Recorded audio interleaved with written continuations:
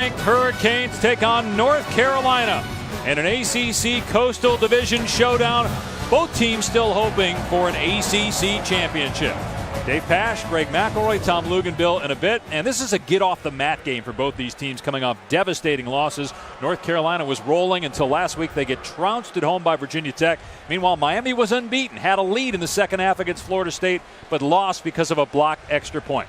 Now, speaking of getting off the mat, and we mean this in a more literal sense, Brad Kaya, the quarterback for Miami, hit a lot of late. He's great, but it's imperative that those offensive linemen keep his jersey clean. Last week against Florida State, so many hits over the course of the game. Some were on missed assignments, some were on late blitzes, some were when guys up front just missed the block at the point of attack. And of course here, Matthew Thomas ejected rightfully for targeting.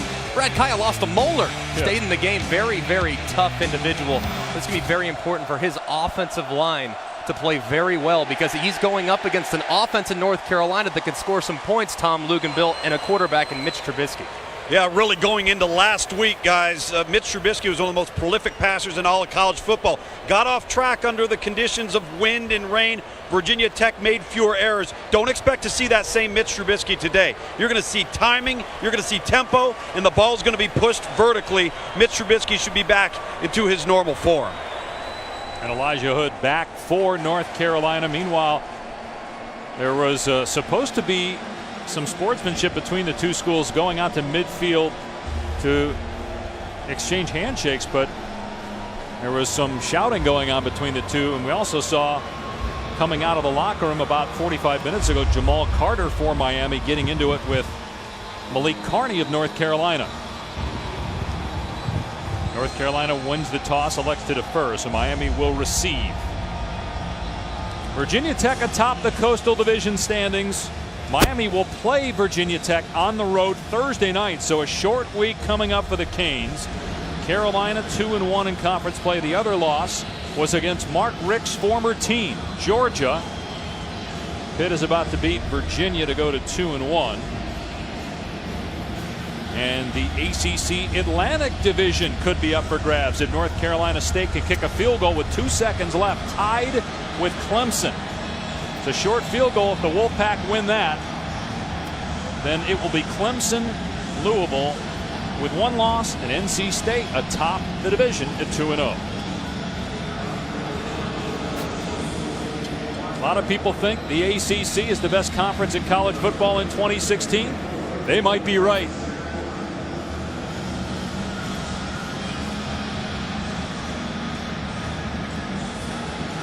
Nick Weiler will kick it off. He gained fame after his 54-yard field goal to beat Florida State, and ran down the field on a tomahawk chop in Tallahassee. He kicks this one along the sideline, and I have no idea what Malcolm Lewis was thinking. If the ball goes out of bounds, Miami gets great field position around the 40-yard line. Lewis apparently didn't know where he was, or didn't know the rule. He fields it here when the ball's clearly going out of bounds, and Miami will start on the 3-yard line. Clearly catches the football before it goes out of bounds, gets the left foot down. He's in. That's just a critical mistake to start the game, and now your offense backed up, starting out. Very difficult spot for this Hurricane team, especially after ending last week with a special teams mistake. Brad Kaya is the Miami quarterback, junior from Los Angeles. We'll see how he throws today. Sore right shoulder after all those hits. Think of all the great quarterbacks in Miami. He's in the top 5 in passing, 3rd in passing touchdowns. Meanwhile, North Carolina State and Clemson are going to overtime. A missed 33-yard field goal by the Wolfpack. Let's bring in Tom Luginbill down on the field. Guys, Coach Richt, from the moment the ball started sailing out of bounds, he's making the claim down here to the head linesman that the ball was already crossing over the white line. So prior to the ball being caught and received, it was already out of bounds. Not going to win that battle this time. Plus, he's wrong. I mean, there's no way that it crossed the sideline. The return man fielded it clearly in bounds as Miami runs in here trying to get some breathing room. Mark Walton picking up 3 yards. And again, shoving after the play, and a penalty flag. Aaron Crawford getting into it with Casey McDermott.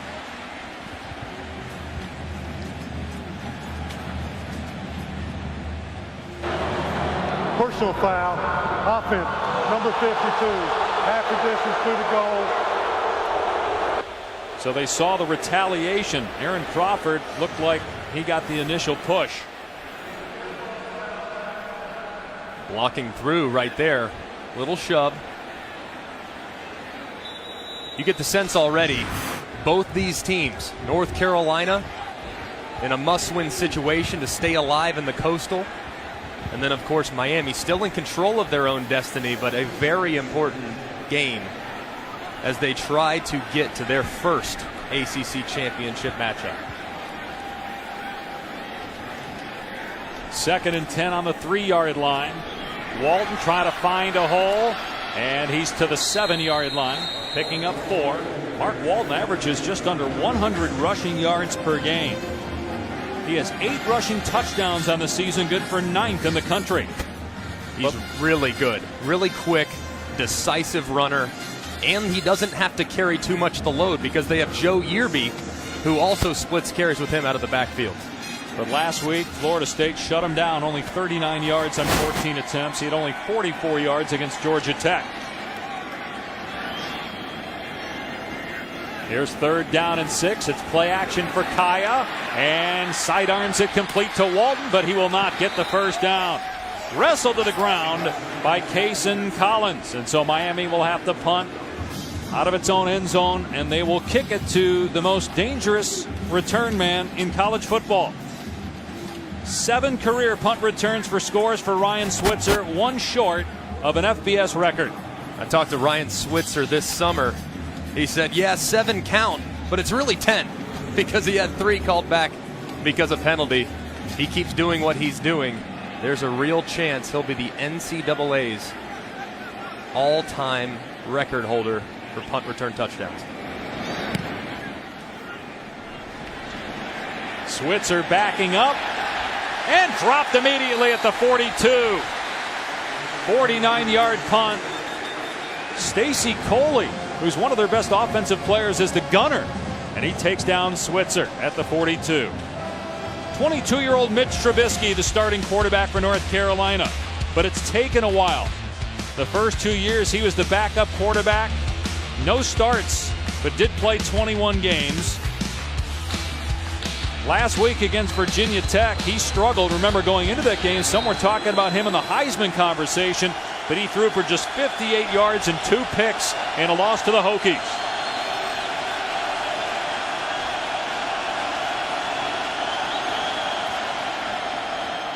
Here's Hood trying to get outside, drilled after a gain of 1. Big hit by Rayshawn Jenkins, and Hood is shaken up. Now, the reason Hood missed the game reportedly, Carolina wouldn't tell us for sure. They say it's an undisclosed injury, but the reports were a concussion. He took a shot from Jenkins that time.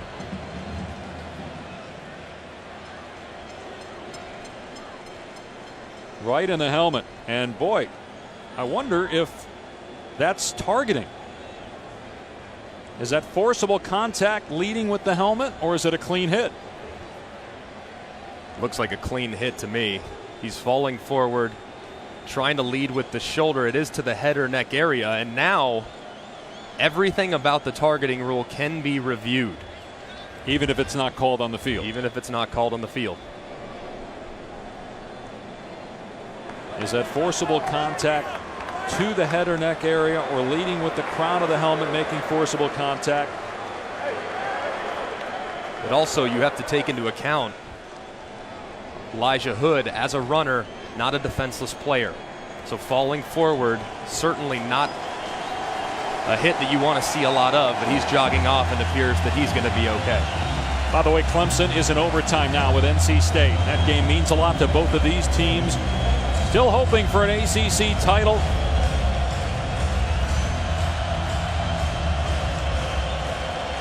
So TJ Logan in the game, and it's play action for Trubisky. And that one batted away on a high pass. Jaquan Johnson first-year starter at safety with a pass breakup, and it's 3rd and 9.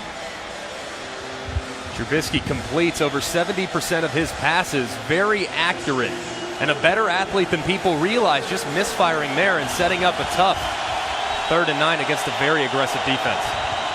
Another pass play for Trubisky, going deep, got a man wide open, it's caught, 1st down. Bug Howard, hard to miss him, he's the biggest guy on the field, at least on the perimeter, and it's a huge play, 40 yards. Just a cover 2 alignment. That safety right there did not get over the top and allowed for the big play down the right sideline. And sure enough, North Carolina, one of the fastest teams in the country, is off and running here in the red zone. Chris Francis gang tackled after a gain of 3. Bug Howard has made so many big plays this year, caught the game-winning touchdown with 2 seconds left against Pitt, has 3 touchdowns overall. They like to go to him down here in the red zone. 6'5", 220 pounds.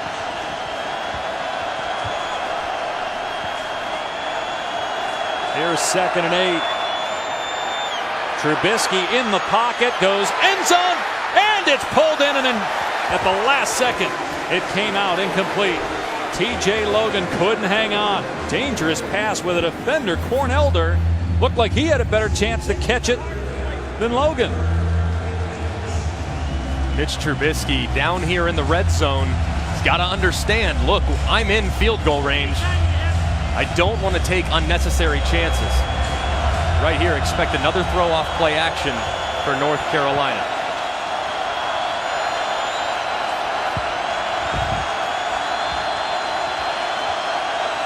Carolina had just 131 yards last week. That's a penalty on the left tackle. Bentley Spain moved. False start.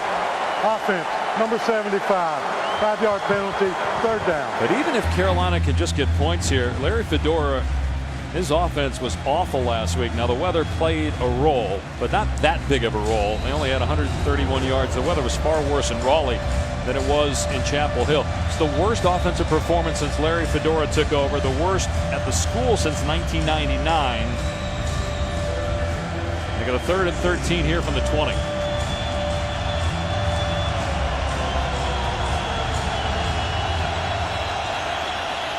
Movement again by Carolina. Back-to-back false starts. Offense, number 76. 5-yard penalty, 3rd down.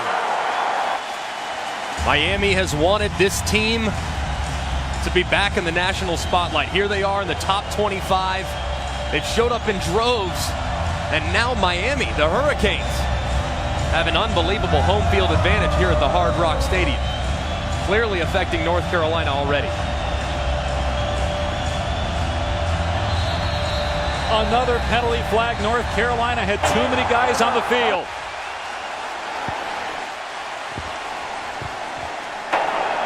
There's no foul on the play. North Carolina is granted a timeout before the illegal substitution.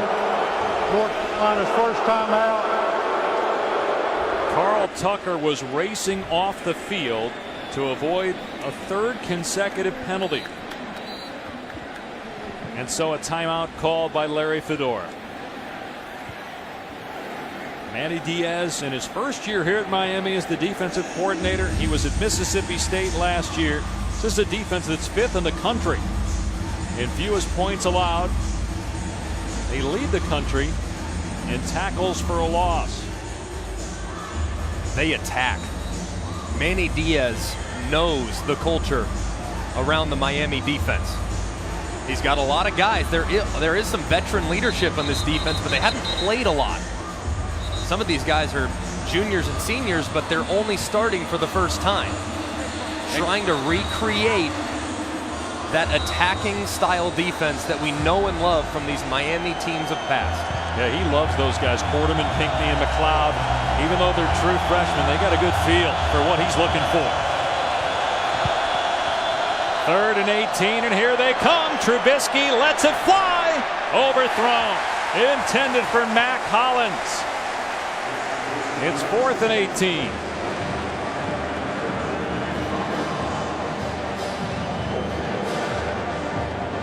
A nice stand from that Miami defense. Obviously some self-inflicted mistakes, a couple false starts by this North Carolina offense, but after a big play, Miami didn't flinch and shored up in the red zone. 42-yard try for Nick Weiler. The first points surrendered in the first quarter by Miami this year. So Larry Fedora's got to be happy with that after last week, at least getting something out of the first drive. But you pointed it out, Greg, the atmosphere here. We've called games here over the years, and unless Florida was here or Florida State, it wasn't very loud at all. But it's a lot different here, the atmosphere. And people are responding to what Mark Richt is doing. Look, this is a process. They have to rebuild this team from the ground up. They need to get some energy, and they need to get support from the people of South Florida, and clearly they've shown up here, Tom Luganville, and now they have something to build around, a good team and an energized fan base. Well, when you consider, too, this is the first tempo offense that Miami has faced this year coming in to their home stadium. And so what does this crowd know what to do? They knew to be at their loudest when North Carolina is trying to call the offense at the line of scrimmage. They actually forced North Carolina into the substitution error because they could not communicate with their sideline. So Miami playing smart on defense. The one thing to look for, guys, and I saw it one time on that last series, when you go up tempo, if you can't line up on defense, you can't play sound defense. Let's see if Miami can continue to keep pace. Let's see if they play smart on special teams. They're going to kick it towards the sideline again to Lewis. This one goes into the end zone, and he'll take it out. Past the 20-yard line to the 25. Miami coming in averaging 41 points per game, 16th in the country. Because of that great running attack of Walton and Yearby, what sets up the passing game for Kaya. And Mark Richt calling plays, tying it all together. Head coach now working exclusively with the offense. You can tell this offense very buttoned up. They just need to improve along the line of scrimmage where Brad Kaya's gotten hit way too much the last couple weeks. Here's Walton on first down. And he's dragged down after a gain of 3. You and Tom asked Coach Richt yesterday, why did you do it? What led to you deciding to not only get back into coaching so quickly after being let go at Georgia after 14 successful seasons, but calling plays? He said, boredom. I was getting bored just being a CEO. He actually got on the grease board, started drawing up plays. I wanted to go to practice after he got done. On 2nd and 7, a big running lane straight ahead for Walton. He'll come up a yard shy of a first down.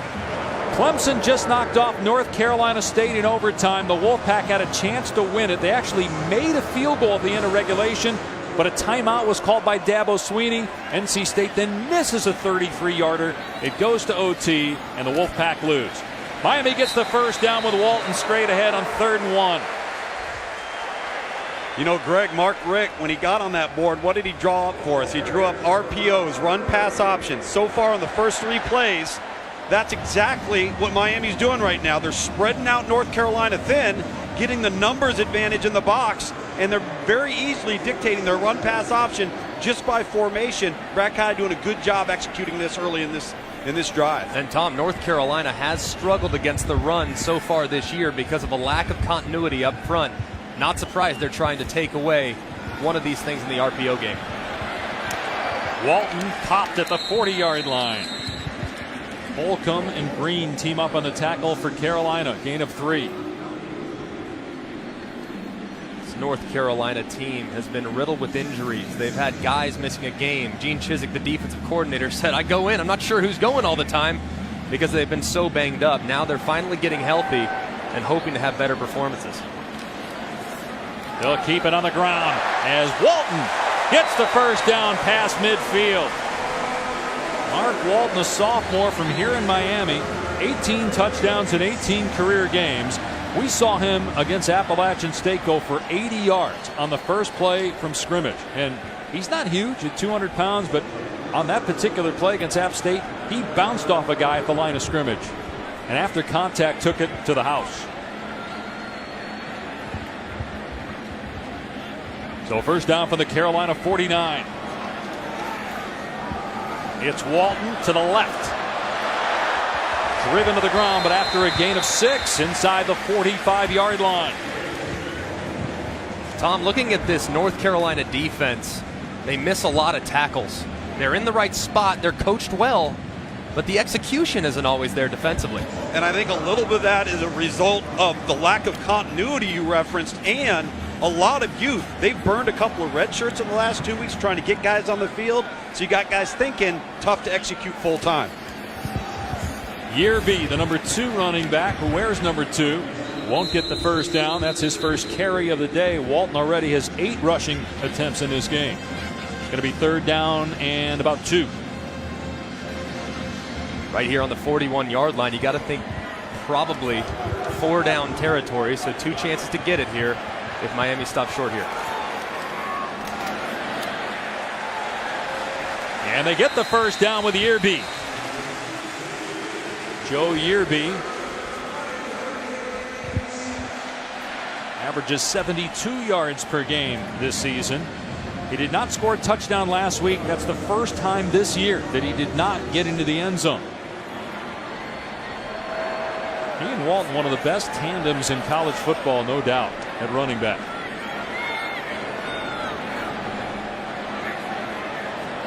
So a fresh set of downs for the Canes inside the 40. Here's Yearby again, and he blasts through a hole at the 30. Gets the first down to the 27-yard line. Hey, fellas, you think South Florida high school football is pretty good? You know who was in the backfield with Joseph Yearby on his high school team? Dalvin Cook. On the same team, both Dalvin Cook and Joseph Yearby. You'd be hard-pressed to find a better 1-2 punch than Mark Walton and Joe Yearby. But Dalvin Cook and Joe Yearby might be able to take the cake there. Tom Luganville, our national recruiting director for ESPN, got all those nuggets for us. Here's a swing pass. That might have been behind the line. Yearby getting positive yardage. Fist fight down the sideline with the defender Corey Bell. And it's a gain of a handful.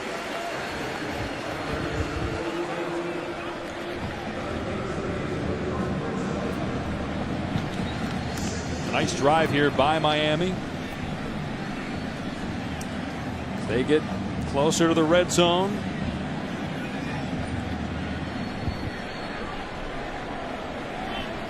So second down and 5.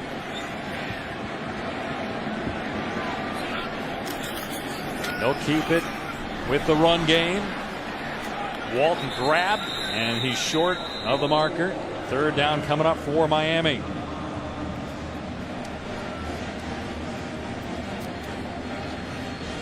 Welcome those of you watching North Carolina State and Clemson here at Hard Rock Stadium in Miami.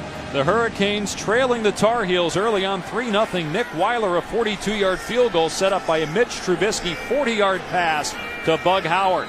Miami, though, responding with a good drive, looking to capitalize. Third down and 2, though, for the Canes. Brad Kaya, the quarterback, overthrows the intended receiver, Mark Walton. Walton covered out in space. And so it's fourth down. Michael Badgley will come on to kick for the first time since the end of the Florida State game, where a potential game-time extra point was blocked. Florida State handed Miami its first loss of the season.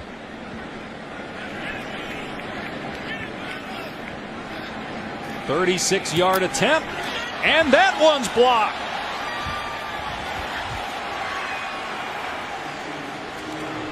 It appeared that Jalen Dalton got a piece of it.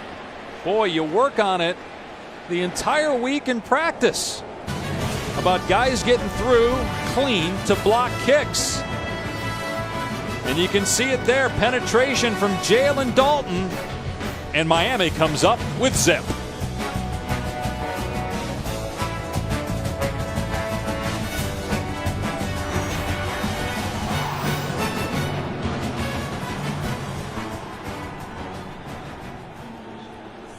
ESPN, it's number 12, Ole Miss taking on Arkansas in Fayetteville.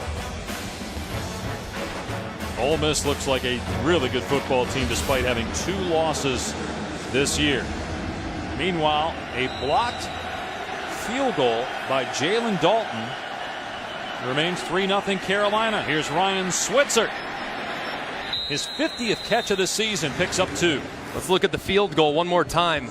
Look at how slow Badgley is to approach the ball. The snap's good, the hold's good, but I think Bagley's just a little bit too slow getting there, allowing defensive linemen to get their hands up and getting a hand on the ball. Trubisky, pretty good athlete on the keeper, breaks a tackle, close to a first down. So Miami, remember, caught the opening kickoff out of bounds on the 3-yard line when the ball was heading out of bounds and would have been a penalty on Carolina. Then Badgley gets the field goal blocked. That's the 3rd blocked kick this year. Miami's had 2 field goals blocked and, of course, the extra point last week. It is a first down for Carolina, and Hood is back out there. It's a good sign for Carolina fans, but he's hit hard by R.J. McIntosh and maybe didn't make it back to the line of scrimmage. Haven't seen a ton of tempo just yet from this North Carolina offense. It's warm, it's muggy. They don't want their defense to be on the field too long by going too fast offensively, so playing a little bit slower today here in the heat in Miami. Off play action. Trubisky hits an open man for a first down. It's Carl Tucker, the tight end, out to the 47-yard line. Now looks like, Greg, they're going to go tempo. You like this after first down? You got something going? No doubt. They're trying to substitute defensively, so absolutely ramp it up. Keep the momentum going and the pedal down. The toss to Hood, hit in the backfield. Able to muscle forward and get positive yardage. Zach McLeod, their first for Miami. One of the issues right now for North Carolina in their run game, Greg, is they can't get up to the second level. There was nobody to account for Zach McLeod, the freshman linebacker, one of 3 true freshman starting linebackers, to be able to penetrate that gap and make the tackle. Logan with a huge running lane and a broken tackle. Logan inside the 30-yard line, all the way to the 23. A 30-yard run for TJ Logan, who definitely is a game breaker with the ball in his hands. He's a home run hitter. You see him go north and south, makes the guys miss, and he's off to the races. Here's Switzer with a blocker out in front. Pushed out of bounds by Sheldrick Redwine. Switzer has had 2 games where he caught 30 total passes, an ACC record. He's got 2 catches in this game. The next one will give him 200 for his career. The Carolina record is 205.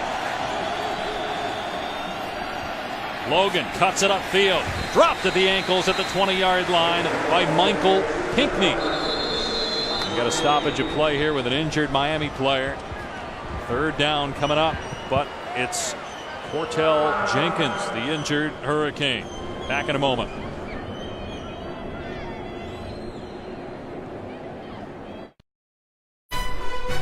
ESPN College Football, brought to you by the strikingly designed Lexus NX Turbo and Hybrid. Some things are simply impossible to ignore. And Coca-Cola, taste the feeling.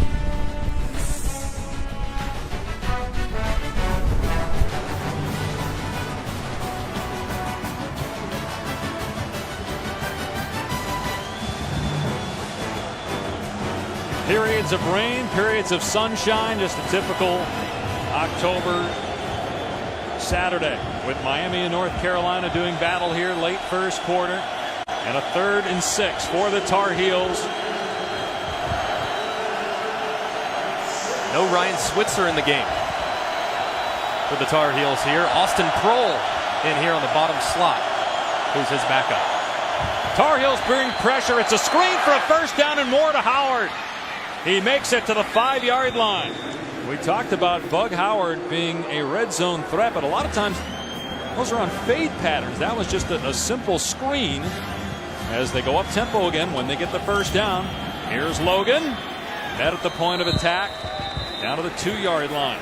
Greg, I think Bug Howard got away with one there, buddy. He was past the line of scrimmage with his linemen when they threw that. Not the most sudden guy, Bug Howard. I mean, he's 6'5", 220 pounds, but on those screens, when there's mass chaos in your face as a quarterback, having a big body makes it a little easier to find your target. So understandable why they try to find him on the third down. And a timeout called by the defense.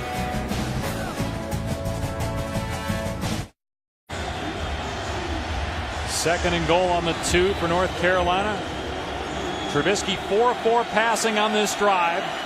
Do you like the fade to Howard or run? Second down to run the ball. North and south all day long for me. Tom? I would run it right now with the quarterback. Instead, it's a penalty flag. They were going to run it with T.J. Logan. False start. Offense. Number 75. 5-yard penalty. Second down. So that is the third false start penalty on North Carolina here in the first quarter. Can't happen. I don't care if you're on the road. I don't care where you're playing. When you're in the red zone, every yard is precious. You cannot make mental mistakes. The focus has to be at an all-time high as you approach the end zone. Trubisky changing things up on second and goal from the Miami 7-yard line. Trying to extend the lead.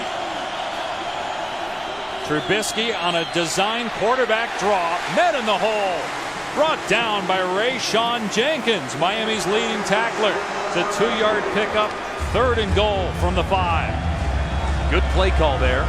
Tried to catch him off balance with a spread formation. Now, on third and goal from the 5, there's only one receiver that I'm looking at. And it's number 84 to the top of the screen, Bug Howard at 6'5". And the defender Cornelder is 5 feet 10 inches tall. Trubisky instead over the middle. Prohl's got it. Did he hang on? He did. Touchdown, Miami.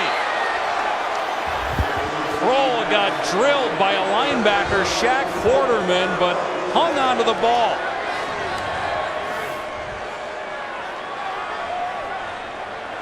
Ooh, look at the right foot there. Does the heel come down or does he keep the heel off the ground? The previous play is under further review. The ruling on the field is a catch for a touchdown. Although that left foot may be down already. Hard to tell if the left foot's down, because then the right foot doesn't matter. Watch the left foot. It's down.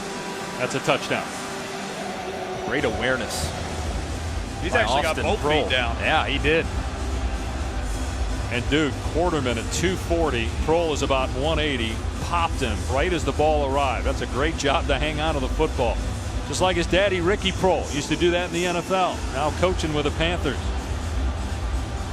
Clearly, Austin, all those years out as a ball boy, practicing getting 2 down.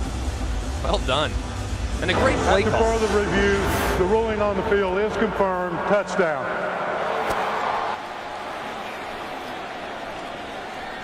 Terrific bounce back by North Carolina, where last week against Virginia Tech, it looked like they didn't want to be there. And they got throttled at home by Virginia Tech. Meanwhile, it looks like Miami still hasn't recovered from the loss to Florida State last week. The extra point makes it 10-0 Tar Heels.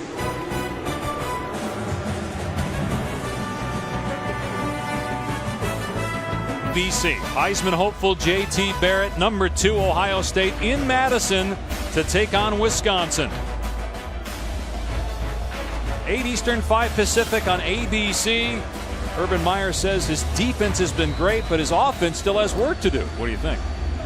That offense, they'll get going eventually. J.T. Barrett, I expect to have a Heisman-worthy performance tonight against a defense that is outstanding in Wisconsin.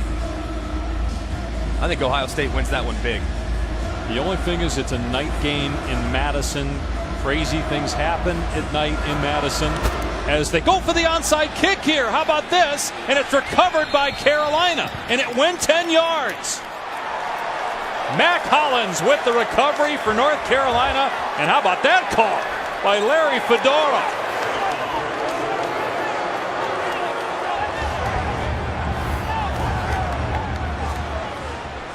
The surprise onside. Dude, how smart is Mac Hollins? He looked down. He knew exactly where 10 yards was. He looked down. Watch his eyes here. He waits. He looks at the 45-yard line, waits, gets behind the 45, and then recovers it. Incredibly smart play. He sees where his body is. He knows where he has to get to. Ball gets to the 45, and he secures it immediately. Outstanding job by Mac Hollins in field awareness. It's under further review. The ruling on the field is the kicking team recovered the ball after it had gone beyond 10 yards. Now the question is, did the ball cross the 45? The feet for Hollins were across the 45, but where was the ball?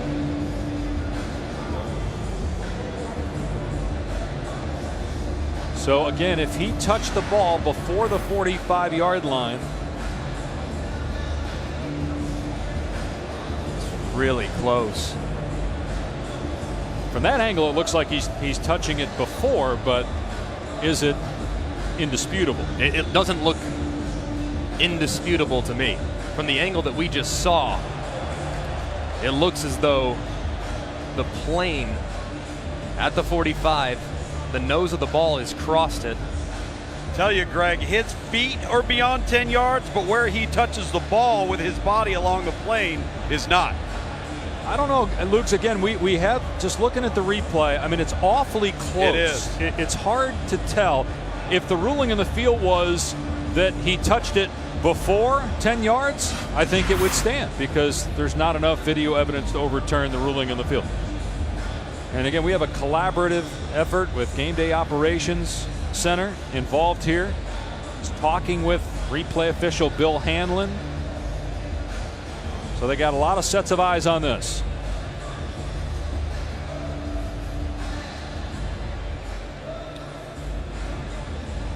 Now during these replays, you can look to see if there was an illegal block as well. Contact with a player prior to the ball going 10 yards. I was a little surprised, Greg. I don't know about you, but the nonchalant response of Miami. They didn't react very well at all. They didn't. But there's several blocks engaged here before the ball travels 10 yards. Thomas Jackson did hit Finley, it appeared. But again, is that indisputable video evidence? Looks like there's contact there. And this is a huge call, because if it's overturned, Miami's got the ball in North Carolina territory. Let's keep in perspective, too, how good Miami started this year. I mean, they had yet to allow a point in the first quarter this year. They've already allowed 10. And the offense, in the first 5 games, has outscored the opponent 45-0. So again, they're trying to decide whether it was illegal touching, touched prior to 10 yards, and whether Thomas Jackson blocked Romeo Finley in the back before the ball was touched by Hollins. Watch 48 in white here, and then see as Finley looks like he gets contacted. You also see there on the left side of your screen Malik Young getting hit in the back by a North Carolina player before the ball is touched. It was Corey Bell for North Carolina that bumped Young. A lot going on here. A lot to be reviewed, and usually if it takes this long, there's more than likely going to be a changed ruling because of the amount of time and due diligence they're doing in making sure they get every aspect of it correct. Right, where to spot the ball, how much time's on the clock, all that. David Epperly is our referee. After review, it was determined that number 18 of the kicking team blocked before the ball went 10 yards. We have an illegal block foul. That 5-yard penalty will be administered, and the free kick. So it was indeed, even though it looked like there was a contact made near the ball, but it was definitely the Corey Bell hit on Young for Miami that the officials determined was the foul right there before the ball goes 10 yards and before it's touched. That's a good call. They took their time. They got every aspect of the review correct. And now Miami will take over with some newfound momentum. And Greg, you talk about a loss of not only possession of the football for North Carolina and tremendous field position, you've just given Miami great field position. Well, we're trying to straighten things out here. The referee said a re-kick. So let's just get everything straightened out here because Brad Kaya and the Miami offense on the field. And they're going to re-kick here. Still, you're back 5 additional yards. And Miami already has one decent return. Now they also had another return in which the return man caught the ball going out of bounds. So the average wouldn't look good. But certainly with 5 additional yards, Miami might be able to make a special teams play here in the return game.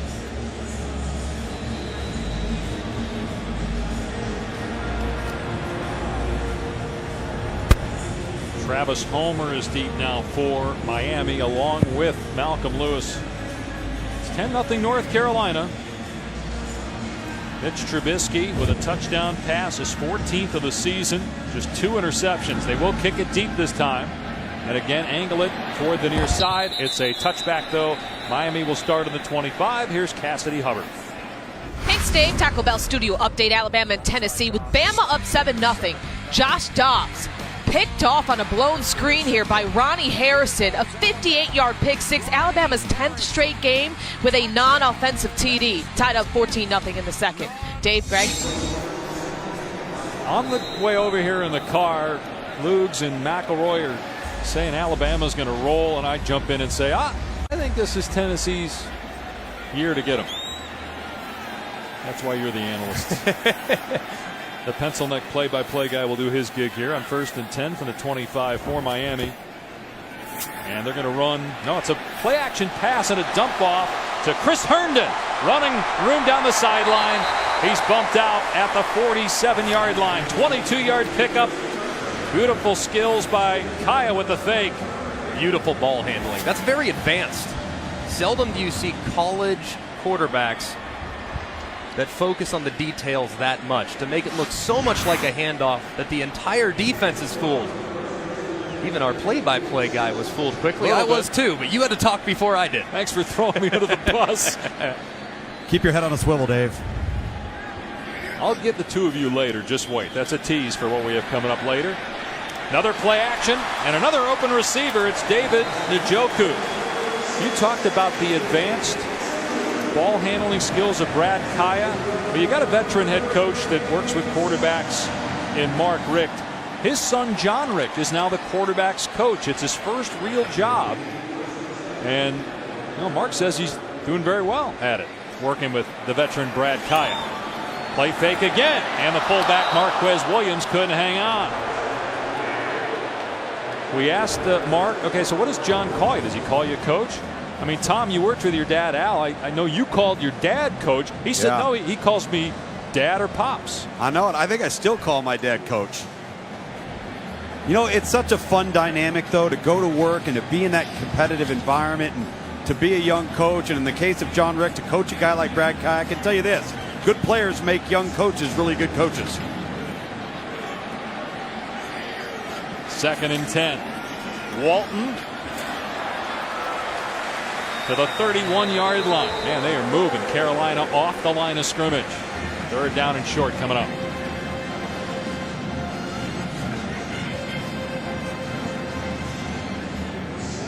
Possible end of quarter here. Miami trying to get to the line of scrimmage, though. Get a snap. They're 2 of 4 on 3rd down. This is 3rd and 3. Game clock at 1. And they do snap it in time. Walton trying to find a running lane. Can't. Maybe they should have waited. Nazir Jones was there for North Carolina. 4th down. This will give Mark Richt some time to talk about it. Remember, they've had consecutive kicks blocked. It would be about a 48-yarder from here. Carolina 10, Miami nothing after 1.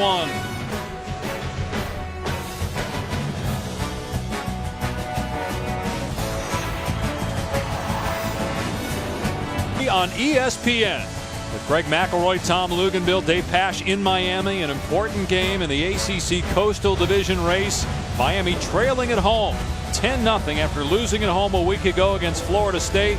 They've had all kinds of issues with the kicking game, so they're going to go for it on 4th down and 2 at the North Carolina 30-yard line. Walton is in the backfield with Kaya. Are they just trying to get North Carolina to jump? A timeout with 2 on the play clock. Miami, their second. Interesting.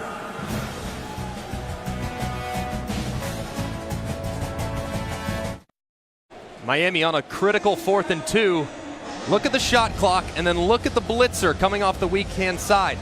They're wanting to run the ball to the left. Brad Kaya recognizes that blitz is coming. There's not enough time on the shot clock to call an audible, so therefore they have to burn a timeout now to set up. That's still bad. It can't happen, though.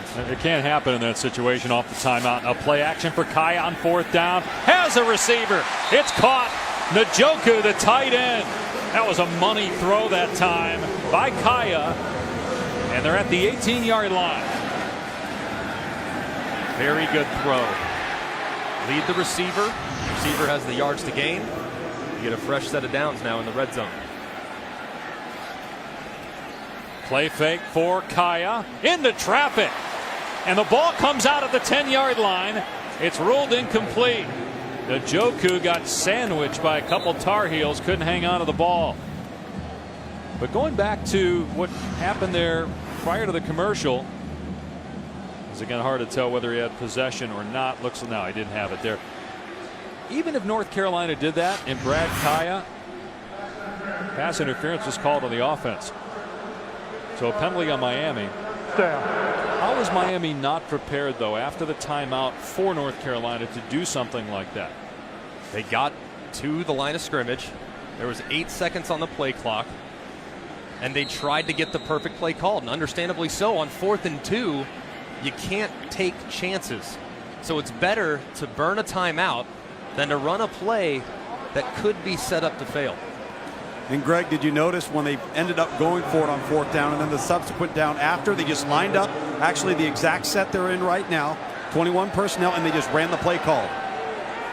Play clock down to 1. It's 1st and 25 because of the offensive pass interference foul. Walton muscles his way to the 29, picking up 6 yards. Andre Smith, the leader in tackles for North Carolina, makes the stop. The Carolina defense under Gene Chizik that has improved over the last couple of years. Now, they were better last year than this year. They don't have takeaways. They had 17 picks last year, none this year. But again, this Miami offense has been pretty good this year, and Carolina's shutting them down, holding them in check right now. Second year for Chizik.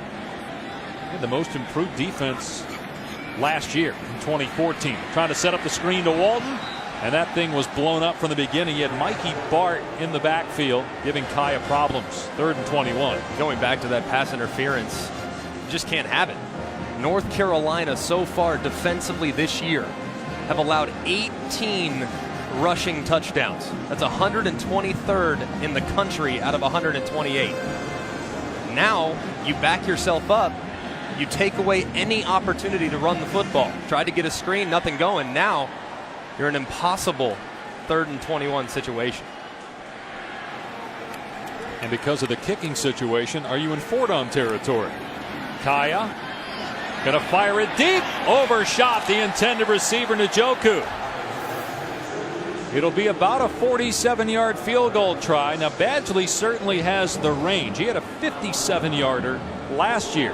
But does he have confidence right now? The last 2 kicks have been blocked. And it's not just confidence in his own leg. It's confidence in the snapper. It's confidence in the holder, who kind of bobbled it last week on the extra point attempt. There's a lot of people and a lot of moving parts on field goals that a lot of guys don't recognize. This one he nails. From 47 yards, Badgley puts it through to get Miami on the board.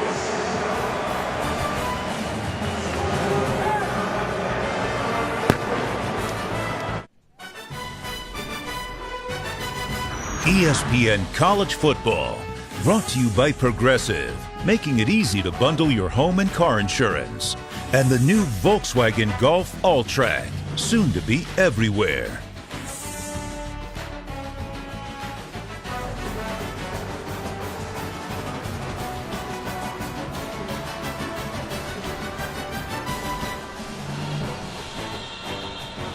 Beautiful Coral Gables, the University of Miami campus. Now we're about, well, depending on traffic, 40 minutes to an hour 20 minutes here in Miami Gardens at Hard Rock Stadium. But really like what they've done here. Phase 2 of a 3-part renovation process. Had 4 Super Bowls here. They got another one coming up. At a playoff semifinal here as well. It's going to come out to the 25 for North Carolina. So far, North Carolina's been outstanding on 3rd down. Here was the drive in the red zone that stalled. Saw pressure off the right-hand side, force a throw by Trubisky. They adjust the next time they get in the red zone. Same pressure. Throw a screen this time, though, to Bug Howard for a big 1st down. Outstanding adjustment by this North Carolina offense from one drive to the next. And you think Mitch Trubisky is an NFL quarterback? Absolutely. He reminds me a lot of Kirk Cousins, but he can really run. A much better athlete than people realize. Here's Hood on 1st down, dumped after a 1-yard gain. I've had people tell me in regards to Mitch Trubisky that he might be a better pro prospect than both Deshaun Watson and Brad Kyle. Whoa. That's how highly NFL talent evaluators think of his game. He gets tripped up here. Maybe got back to the line of scrimmage. When people hear you say that he could be better than Deshaun Watson, that raise a lot of eyebrows. Very accurate with the football. Very accurate, very decisive, has a good feel. See what he does here on 3rd and 7. Low snap. Trubisky dumps it off to Hood, who gets the 1st down and more. Spins away from a defender and makes it to the 44, picking up 16 yards. Tempo for North Carolina after a 1st down. We've seen this a handful of times. No substitution for Miami defensively. They fake the throw. Trubisky running. He gets maybe a yard. Shaq Quarterman drops him. Well, you like a guy like Trubisky who waited his turn. Everybody transfers now. They don't get a chance to play right away. They get out of Dodge. But he hung around, played in 19 games as a backup to Marquise Williams. Finally got his shot at age 22 to start. And prior to last week had not thrown an interception. Had 2 in the loss to Virginia Tech in the bad weather. But he's bounced back, has looked very good in this game, especially on 3rd down. Meanwhile, the right tackle for North Carolina, John Heck, whose dad Andy played in the NFL and is coaching now. John's younger brother Charlie is his backup. They're born in different cities. John was born in Jacksonville, Charlie in Kansas City. It was all based on where dad Andy was coaching at the time. And hopefully John is all right.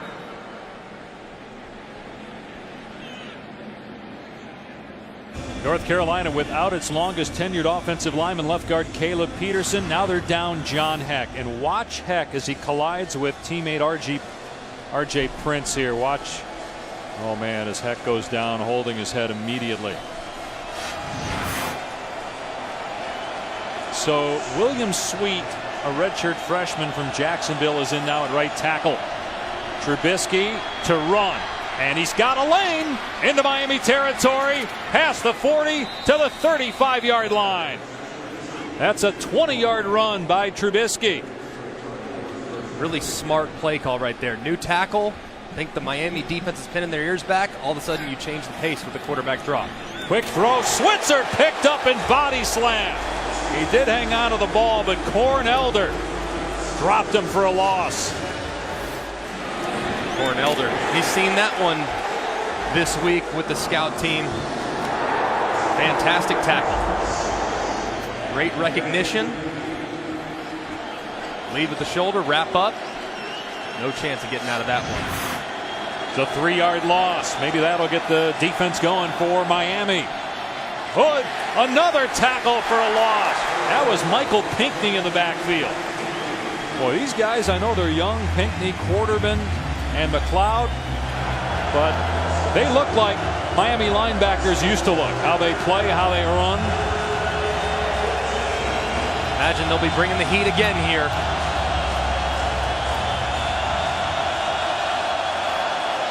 On 3rd and 15, it's a play-action pass. Trubisky being chased, throws back across the middle, incomplete, trying to hit Switzer. Tough throw, rolling right, but he actually had Switzer. It's 4th down. Miami's starting to ramp it up a little bit when it comes to the pressure. Boy, Greg, those are big stops on 1st and 2nd down to get Carolina off schedule there, because they were starting to crank it up offensively. That's what Miami's done all year long. They force negative plays for the offense. Movement again by Carolina. It's 4 times false start. False start. Offense, number 15, 5-yard penalty, 4th down. That one doesn't kill you, though, because True. you get 5 more yards for your punter. That's true. I can forgive that one. But you got a true freshman in Tom Sheldon.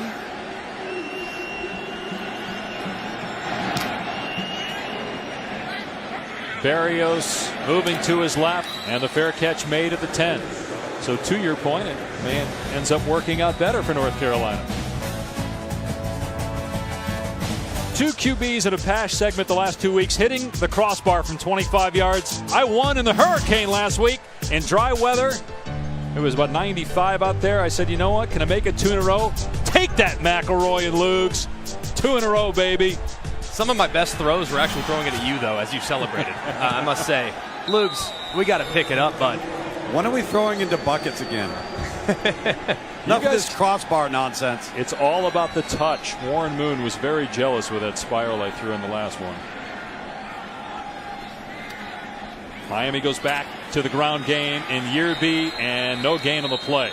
Now, these standings here, keep in mind that we're not really sure that this is the exact total, because I have more first place wins than Tom Luganville. We're using the crazy. stable scoring That's system exactly here. where it needs to be. Stop it. The fact that you guys have lost 2 weeks in a row, the guy that hasn't played 1 down of quarterback. In weather, though, doesn't count. By the way, Doesn't count. Burn the tape. Dave, No, you can't do it.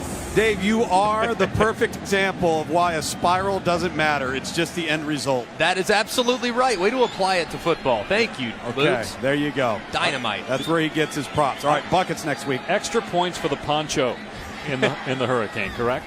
Kaya on 2nd and 10 over the middle. It's pulled in. Njoku's on the loose at the 30. Stiff arming past the 40. Pushed out at the 43-yard line. David Njoku becoming a weapon for Brad Kaya. That's 35 yards. He just burned Andre Smith. A little isolation route. Gave him a little stick at the top. And burst free out the backside. Good throw catch. Great execution. 60 receiving yards on 3 catches for Njoku. Yearby on 1st down. Can't get much. Good job against the run on 1st down by North Carolina's defense. They're having trouble, though, defending the pass. Aaron Crawford and Malik Carney teaming up on the tackle for the Heels. North Carolina team, they're finally healthy. You had to assume you were going to get a better defensive performance at the line of scrimmage this week. On 2nd and 9, Kaya to the air. And again, wide open is Njoku. Inside the 40-yard line. And if you're a Tar Heel fan, you're screaming, find 86. That's 4 catches, 80 yards.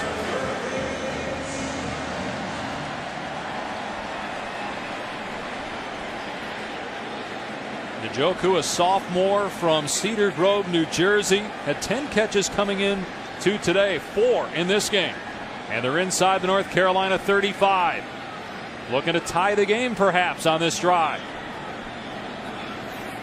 Another pass play for Kaya. And a huge hit at the 20-yard line as Richards couldn't pull it in. Dominique Green leveled him. North Carolina leading Miami 10-3 midway through the 2nd quarter. Dave Pasch, Greg McElroy, Tom Luganville in Miami. Both teams hoping to represent the Coastal Division of the ACC Championship game. As Yearby runs straight ahead, Carolina was trying to get 3 guys off the field to avoid a penalty. And Yearby gets to the 28-yard line, picking up 6 yards.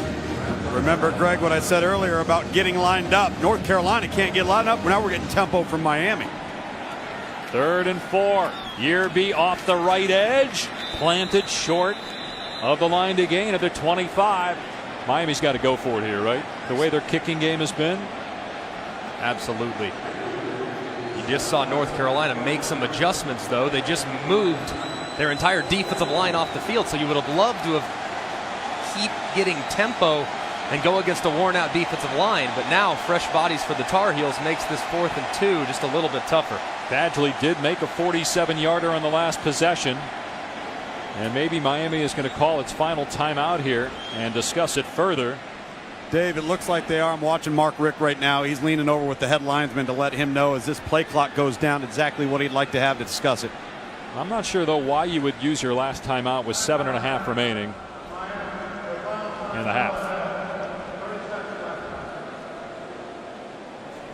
Our Week 6 Monday Night Football matchup has the Jets and Cardinals from University of Phoenix Stadium. And I got a trivia question for you, Greg, all right, for this game on Monday. Who was the winning quarterback the last time the Jets and Cardinals played in 2012? AFC, NFC, so once every 4 years. Oh, it was you. And that makes what happened to you against me in the goalpost throw even more incredible, that you started and won an NFL game against the Cardinals. I think they burned the tape from the Cardinals broadcast, thankfully, what the announcers were saying about you during that game. Do you know who was let's go back, let's go next level here, 2008, the time before you beat the Cardinals, the last winning quarterback of the Jets-Cardinals matchup 2008? We would have to go, I know the answer to this, you have to go to the other side of the career spectrum. You had mine at one end. Brett Favre was the quarterback in 2008. And how many touchdowns did Brett Favre throw in that game? More than me. 6. 4th and 1 for Miami at the 25. The Canes going for it. It's a pass play. Kaya throws behind the receiver and incomplete. Now Jokic couldn't locate it after the pass breakup by Miles Dorn. What did you think of the call? Good play call. Try to steal one here on 4th and 2, and he had a guy open. Just missed the throw. That Kaya, critical down and distance right there. Worked Njoku all the way down the field. That was really a poor throw. Really poor. Got to get it out in front. Tried to anticipate it. Just missed his mark by a little bit. But you didn't have a problem with that, throwing on 4th and a half yard. Absolutely not. Not with the way the field goal team has been working. Carolina's going to run Logan here on a pitch left side. And he splatters the pile at the 34.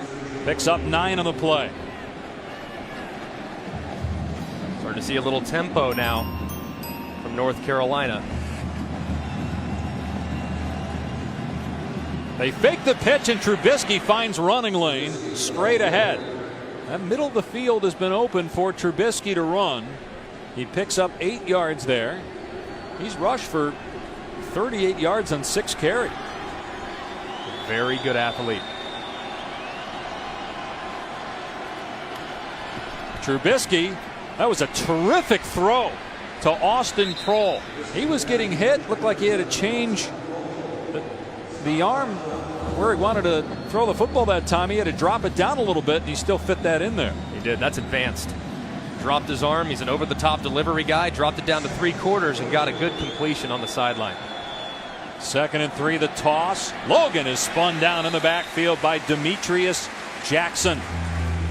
No, Greg, you go back to that throw from Trubisky and you talk about changing arm angles. I'm not so sure if there's ever been a time in college football where it's been more important for a quarterback to be able to alter his throwing angle with all of the different things that you have to do to get the ball out of your hand now. Especially against a great D-line like Miami has. 3rd and 4. Trubisky looking, escaping, running past midfield. Got the first down. Boy, Trubisky did a terrific job to avoid losing yardage and instead moves the sticks. Miami only bringing 4 right here. The new right tackle having a hard time containing him. Trubisky understanding how much he needed. He gets a big first down moving into the Hurricanes territory. You got the Wildcat quarterback TJ Logan in. Fakes it to Switzer, and Logan to the 40. Powers past the first down marker at the 36-yard line. And we got an injured Miami player. It's Michael Pinckney, true freshman starting weak side linebacker. They need him. He's been so good. One of those 3 freshmen. The middle linebacker, Shaq Quarterman, dealing with a little bit of a shoulder, not 100%, but toughing it out today. Pinckney is going to walk it off. Hopefully he'll be okay, because he is very important to what they're doing defensively. What do you think's happened with Miami's rush defense the last couple games? They allowed Dalvin Cook 150 rushing yards and 27 attempts. I know it's Dalvin Cook, but in the Chick-fil-A Peach Bowl last year, he could do nothing against Houston's defense. And then today, not only is it Logan getting yardage, but Trubisky running the football, having success against this Miami defense. They're going to measure. Initially, it looked like he got the first down, but no, he's short. He's second down and a yard. The running defense, look, you have young linebackers. And as good as McLeod, Quarterman, Pinckney, as good as they are, there are several occasions in which they're out of position. Now, Manny Diaz, the defensive coordinator, understands that. He said, look, they're not going to be perfect, but they have to bring 100% effort on every snap. They've been consistent bringing effort, but Tom, on occasion, they get a little bit unsound defensively. Well, and that's happened today, and it's happened because I think Larry Fedora has done a great job of using a lot of motion in the backfield, jet sweep action, the fake pitches, and now all of a sudden you get those eyes from those freshman linebackers starting to wander, and they take a false step, and then Mitch Trubisky takes the football, runs it up the middle. That's why he's had that success. On 2nd and 1, power football and a first down. TJ Logan able to move the chains. I haven't seen, really, with the exception of the one play down the right-hand side, I haven't seen a downfield throw from North Carolina yet. Now, right here, this might be a chance to take a shot downfield. Instead, a run play and a negative play. Miami blew that play up at the point of attack. Trent Harris, who had been wearing a club in practice, at both hands on the ball carrier there. And also Cornelder with the stick. William Sweet, the right tackle, just getting overpowered inside with help on the outside. At some point, they're going to have to hit some throws downfield because these linebackers are starting to tee off against the run. Remember, Sweet is in there for the injured John Heck at right tackle. Screen pass and good play by Elder again on Logan. Elder, he's known for that touchdown that he scored on the lateral last year, the crazy play to beat Duke, but he's a really good corner. Not afraid to come up and run support on a screen pass and level a receiver. 3rd and 11 for Carolina. Trubisky, that pass got caught up in the air. I don't know if it was tipped at the line or what, but that had a weird trajectory on it and hang time. It's incomplete, 4th and 11. And from here, it would be about a 53-yard field goal, and that means we're in Nick Weiler territory. He made a 54-yarder to beat Florida State at the buzzer, and it would have been good from 64. What was almost as good as the made field goal was watching him celebrate. Florida State fans didn't like it. The tomahawk chop, he kept doing it, running toward the Florida State fans in the end zone. 52-yarder to extend the lead.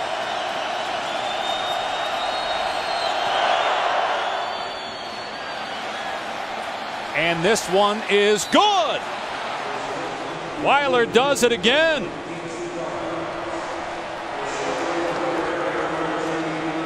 Just over the crossbar from 52.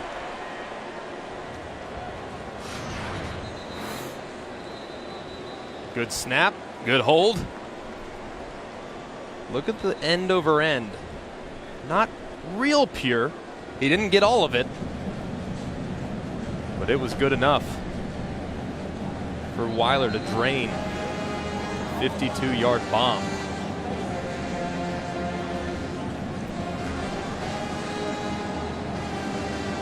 That just got over the crossbar. Just barely. Larry Fedora fired up. He's a high energy guy now.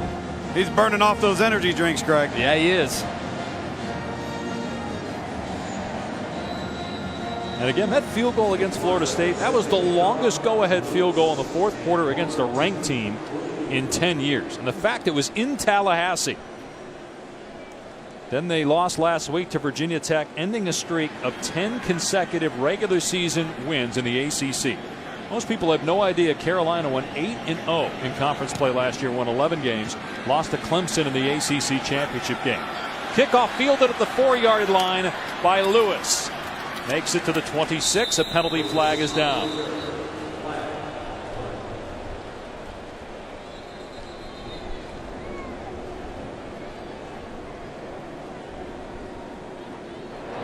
Holding. Return team number 28. 10-yard penalty.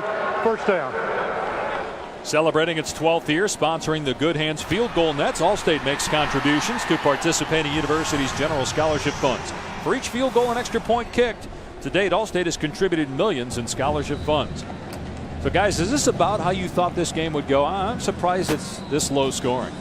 I'm surprised that Miami hasn't been able to do much offensively. This is a North Carolina team that gave up 37 points in a rainstorm last week. So this is a group, Miami offensively, that's been outstanding. Haven't been operating on all cylinders today. Mark Walton has 53 rushing yards. He'll go for about 5 more here out to the 21-yard line. Cole Holcomb wraps him up. A lot of that, though, too, Greg, has been self-inflicted wounds. They take 2 steps forward, 1 step back, get a big penalty, puts them in what was a third and manageable to 3rd and long. If they can clean that up in the second half, they'll be able to sustain some of these drives. No timeouts for Miami. 2nd down and 5. They use their last timeout to make a decision on that 4th down. Walton bottled up. Let's see if Carolina uses a timeout here. It's 3rd down. Fans don't like the fact that Miami is running the football. You go back to that Florida State game. They're up 13-3 in the 3rd quarter. They're driving. If they score, that game might be over. Instead, Brad Kaya throws an interception. Then the defense gives up some big plays. Florida State wins. And it seems like Miami still has not recovered from that. At the drop of a hat, things can change. They went from being up 10, possibly up 13 or even 17, to down 4 in a span of 7 minutes. They need to get some of that momentum back. They're down 10 here. A huge 3rd and 3. Kaya with single coverage. And Coley can't pull it in. We haven't seen him targeted that often today. M.J. Stewart is a really good corner for North Carolina. He was all over Coley. And the Canes will have to punt. Coley thought it was a little bit too physical. He's wanting a flag at the end. Brad Kaya disappointed that he wasn't able to pin it on his receiver and him secure it for the 1st down. Now let's see if Vogel kicks it at Ryan Switzer. 7 career punt returns for touchdowns. Last punt, he kicked it over his head. Excellent hang time, and Switzer has to signal for the fair catch. He gets planted anyway. You know, I don't think he signaled for the fair catch. Now the flag comes in. I don't think the officials were sure if he signaled for a fair catch. I honestly didn't see it. And then Cornelder didn't see it either. And then the officials didn't seem to see it. They looked at each other. One threw the flag. Switzer hates to signal for a fair catch. He doesn't want to. Although he did it right there initially. I mean, right away he did it. That was early, right off the foot of the punter. Very early. You could tell, very obvious. Fair catch. Kick catch interference on the kicking team. 15 yards. First down. Well, no wonder Cornelder and the officials didn't see it. I mean, it happened that early. Cornelder's trying to get a release at that point. as a gunner coming down on the punt team. Switzer signaling early. These undisciplined plays, though, by Miami, they just can't have them. Last week they had 10 for 110 yards. Yeah, you're right. Look, you got the ball now at the 41-yard line with 2 timeouts and 2:27 to go. And you got a kicker who just made a 52-yarder. That's a decade for this North Carolina offense. Trubisky going to dump it off to Hood. Got blockers out there. Hood gets rocked at the 45-yard line by Quarterman. It's a pickup of about 4, and the clock is moving here. Plenty of time if you're North Carolina. No need to get greedy or do anything unnecessary. They're going to run it. Hood, nowhere to go. Brought down at the line of scrimmage, so 3rd and 6.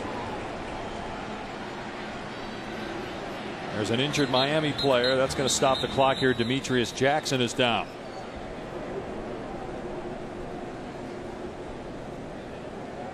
Our Athletic trivia question was going to be who was the Jets winning quarterback in the last Jets Cardinals game, but that was too easy for you. So let's go with this one.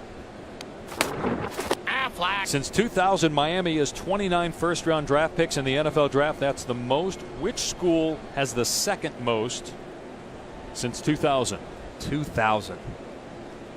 Golly, that's a long time. I was 12. I'm trying to think. I'm thinking USC. Jeez, dude, 12? 12. What were you, Luke's? I don't know. I'm too old. I can't remember. I'm going to give you guys a hint, all right? So Miami number 1. Sure. The team that's number 2, Miami lost to, let's just say in a big game. Oh, my goodness. Okay. Come Jeez, on. Come on. What do you mean? Golly. Could be anything. Could be Florida State. Could be Ohio State. Just said a big game. Well, go ahead. You guys got it, so just tell me. All right, let's go with Ohio State. So I gave it away. 2002 national championship game. Yep. Ohio State with 24.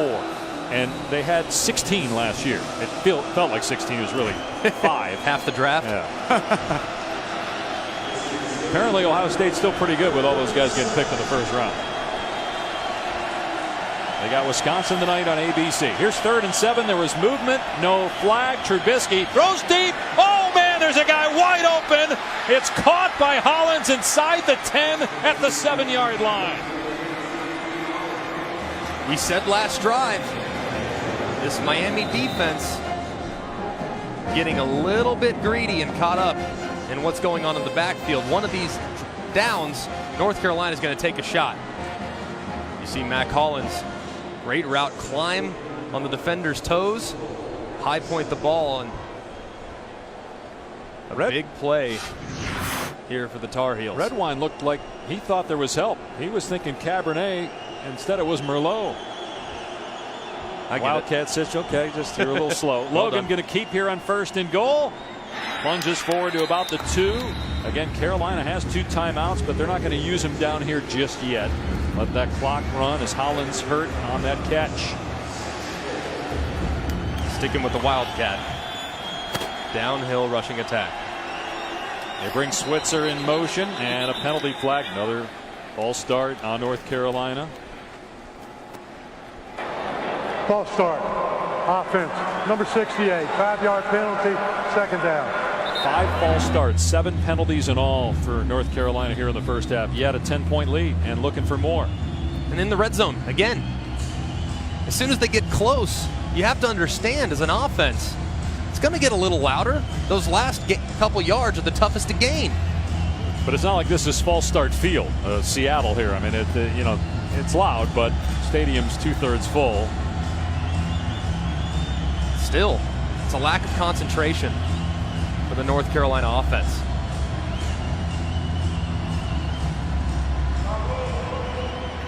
The false start stopped the running clock. Please deduct 10 seconds from the clock.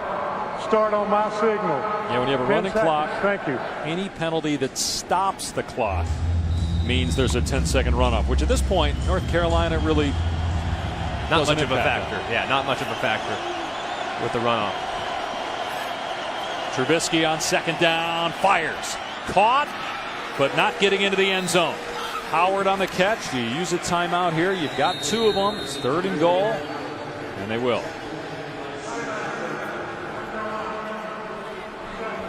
But that 10-second runoff may actually end up helping, because if North Carolina scores on this play or the next, Miami will have virtually no time. I'm just surprised, Greg. I'm not sure how you feel about this, that Miami has not played better. I mean, they looked so good against Florida State in the first half, and then after the interception by Kai, it all fell apart.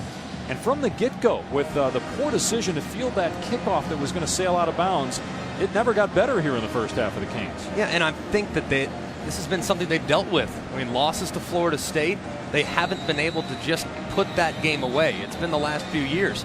They have to focus on the details, and that's where they've struggled at this point.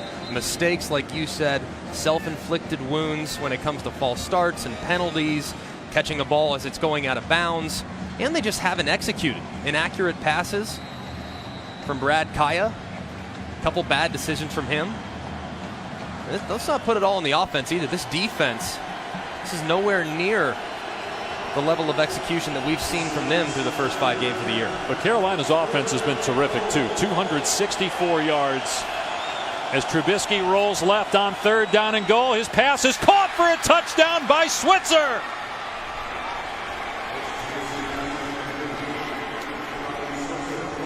They set that up beautifully and lead it 19-3.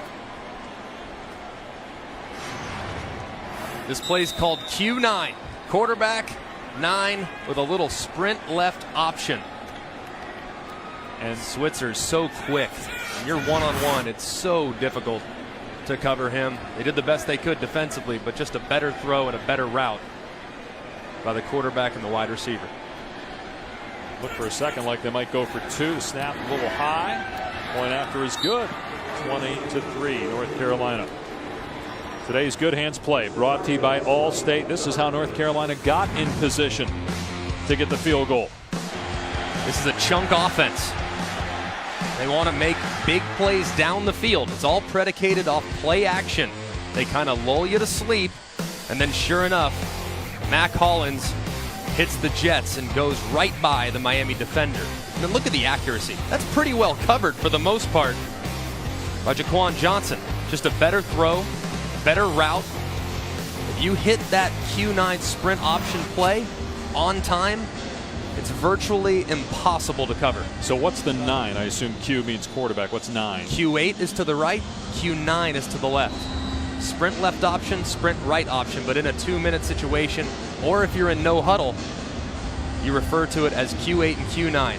It's a staple of the West Coast offense. David, you remember the play with Joe Montana to Dwight Clark in the back of the end zone? Q8? That was sprint right option, and Freddie Solomon fell down. So that was Q8 then? That's right.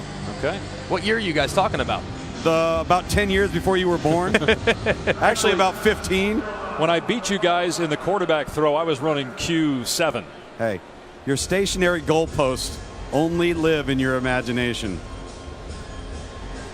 All right, we got a timeout here with Carolina in front 20-3. No timeouts remaining for Miami. Tonight, after a full day of college football, don't miss SportsCenter at night with John Buchagras and Nicole Briscoe. They have highlights, a full breakdown, both the AL and NL Championship Series games, college football, NBA preseason, NHL, everything else going on at SportsCenter at night following UCLA Washington State on ESPN. Man, that NC State Clemson game was terrific earlier today as the Tigers won in overtime. Alabama playing Tennessee right now. Ohio State tonight against Wisconsin. Louisville with a big win last night. So either undefeated or one-loss teams hanging around in the playoff picture so far. Weiler going to squib it and scooped up on the 13 by Lewis. He's up to the 27-yard line.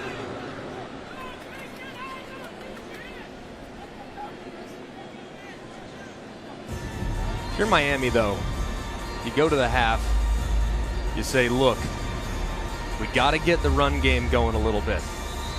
That's imperative to what we do offensively. Passing game's going okay, but not great. They haven't done many of the RPOs that have gotten them to 4-1 at this point. Still a lot of game left for Miami, and they have the right quarterback in Brad Kaya to get them right back into this football game. Meanwhile, Trubisky bouncing back in a big way. He's thrown for twice as many yards as he did last week, and he has 2 touchdowns. Kaya dumps it off. Mark Walton with 7 seconds left. He did get the first down, so the clock will stop here for them to reset the chains. That'll give Kaya 1 shot to throw it deep. And maybe you get 2. Maybe you get 1 shot to the sideline here, try to pick up 8 to 10 more yards, get out of bounds, stop the clock with 1, and then hope you can heave it to the end zone. Just getting him in rhythm. Spike it here. And now you have just the 1 shot with 2 seconds left to throw it deep. Penalty flag down. It was after the play too, so we might see 15-yard penalty. Well, if this is on North Carolina, put the ball in midfield. An easier throw for Kaya.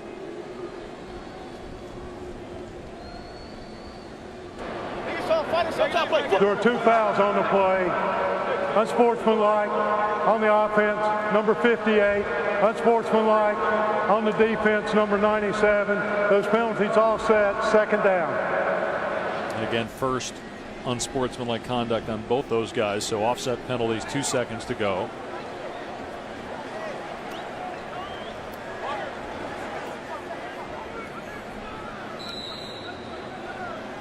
Lugs, what do you think? Hail Mary or something underneath to stay in rhythm? There is no rhythm right now going into half. Chuck it. Kaya in trouble. Instead, he gets sacked. Back at the 31-yard line. Mikey Bart was back there. Fans boo here in Miami as Carolina has its largest halftime lead of the season, and they will get the ball to start the 3rd quarter. Mitch Trubisky, 14 of 19, 163 yards, 2 scores.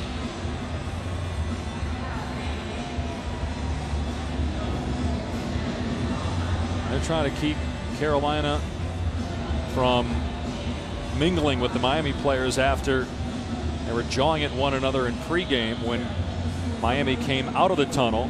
The tunnel for the visitors is right behind the goalpost where Miami runs into the corner.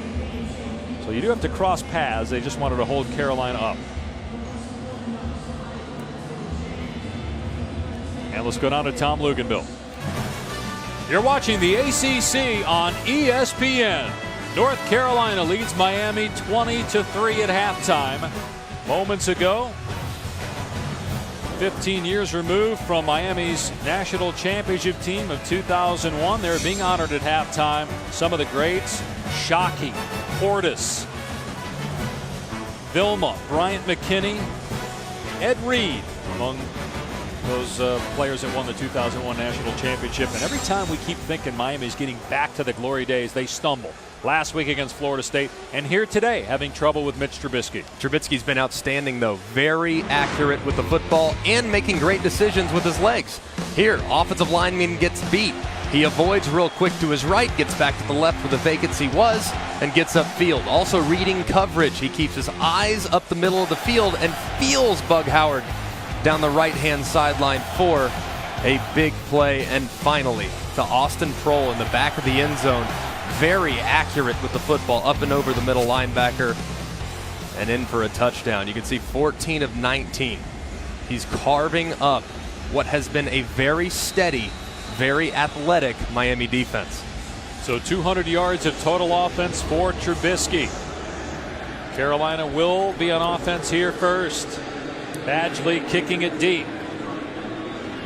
This will be a touchback. Carolina will start on its 25. Take a look at our Pacific Life game summary. Trubisky with both touchdowns coming on 3rd down in this game. Q9 sprint left option finds Ryan Switzer. And Brad Kaya just hasn't had his A game today. Inaccurate with the football, hasn't made great decisions. For the most part, his offensive line has held up pretty good.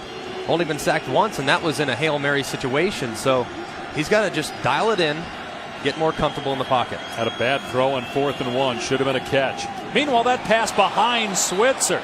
Incomplete for North Carolina. Here's Tom Luganville. Guys, it certainly doesn't seem like enthusiasm or confidence is waned with Brad Kaya in this Miami offense. They've got to take advantage of the opportunities that are presented to them, particularly some of those tight end mismatches that they took advantage of in the second quarter. Now, when you consider everything else, this is a team that has had self-inflicted wounds. They've got to play smarter football. Pass complete to Prohl, short of a line to gain. It'll be 3rd and 2. First drive of the second half is one of the most important drives of the game. Getting off to a fast start, recognizing the adjustments that the other team might have made at halftime. So a big play right here for both the North Carolina offense and the Miami defense. On 3rd and 2, they're going to run it, and they get the first down with TJ Logan. And that goes back to Tom's point. The offense is struggling.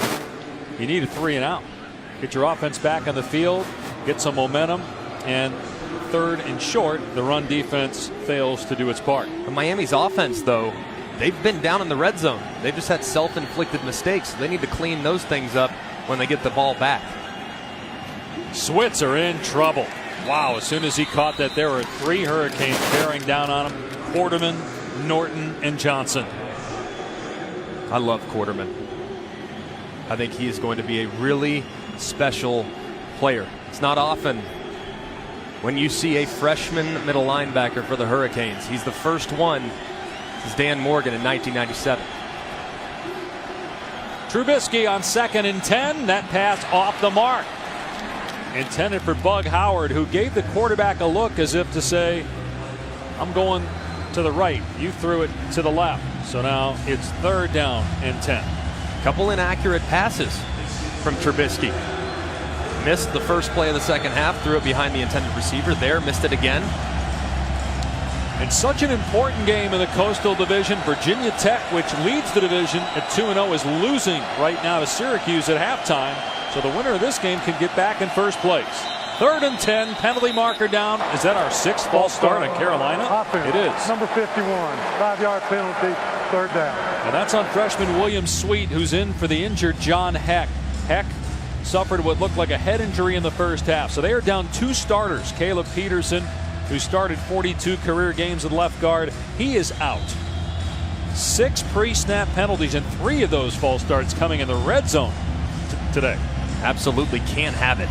Now you're looking at a 3rd and 15, where it kind of limits what you can do offensively. Might think screen or draw here if you're North Carolina.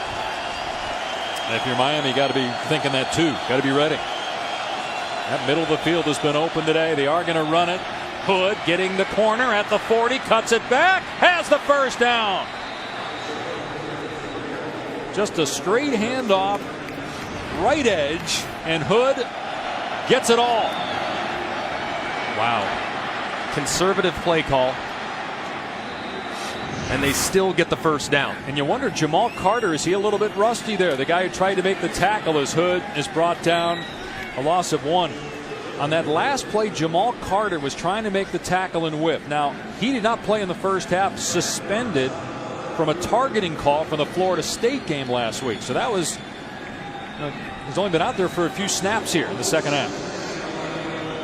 Not trying to make excuses for him, but 2nd and 11. Wide open is Howard inside the 30-yard line. First down and a gain of 18 yards. Good delivery for Trubisky. Thought they might have gotten away with a hold up front, though. Logan doesn't get much. In fact, maybe lost a half yard of the play at the 29-yard line as the running back TJ Logan lost his helmet, so he'll have to go to the sideline for one play. Joe Jackson on the stop, true freshman for the Hurricanes. Here's up tempo from Carolina. Play fake for Trubisky, setting up. Long throw, but got it to Howard. Howard planted on the catch by Corn Elder. We're going to have 3rd down and 3 here. Good patience there, Greg, but boy, was that dangerous to throw that ball that late out into the flat. Corn Elder almost tied that thing up, getting in this red zone important territory here. You had a good look at that from the field right there, Tom. As they run Hood here, in trouble on 3rd down, won't get it. Hortel Jenkins and Michael Pinckney on the stop. So if you try the field goal here, you force Miami to have to score 3 touchdowns, and that's what Larry Fedora is thinking. Correct decision here. It's 4th and a long 3. You don't want to risk coming off the field after the first drive of the second half empty-handed. It's important for Nick Wheeler to connect here from 39. Weiler made a 42-yarder and a 52-yarder so far. This one's blocked. R.J. McIntosh, who blocked a punt earlier this season, now blocks a field goal. Michael Pinckney is injured. Miami will have the football. And momentum after the block field goal. McIntosh got through, got a paw up, and knocked it down.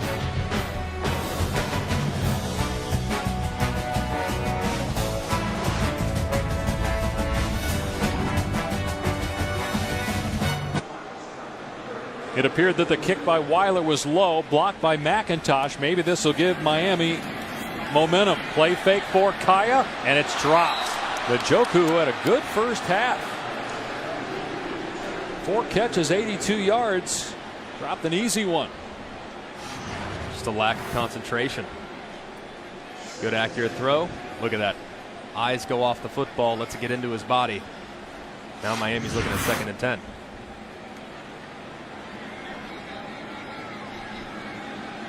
Kaya 8 of 16 for 121 yards. Here's Walton on the carry. And he gets pushed back at only 2 yards.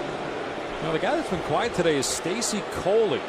He's been held to no catches and just 1 target. Now we don't know if he's 100%. He is playing. Got a brace on his leg. Last week he had 2 touchdowns in the win against Florida State, but his knee was bothered in that game. He's at the top of your screen here on 3rd down and 8. He's their best receiver. Kaya with time. Knocked away. Intended for Amon Richards. Des Lawrence stepped in front for Carolina to force a punt. There's just not a lot of separation against these corners. Des Lawrence, MJ Stewart. Richards had a little room to the outside. Kaya just missed inside. Greg, that's what we talked about in the break. These guys are locked down on the perimeter. They tried to get the ball to the tight ends there on 1st down, and you drop the football trying to create the correct matchup. And you get the block, and then you come back on 1st down. You got a play set up, and a guy puts it on the ground. Messes everything up. Fair catch made by Switzer. Not a great punt. On the 37-yard line, Mitch Trubisky back on the field.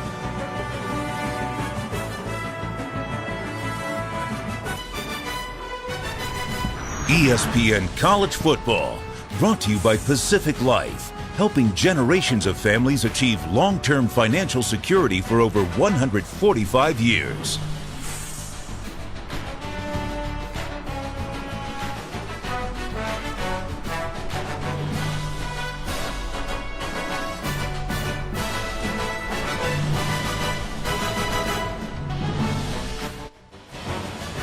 Now, despite the sunshine, a lot of doom and gloom for Miami. Not the case, though, for Larry Fedora. This is a program on the rise.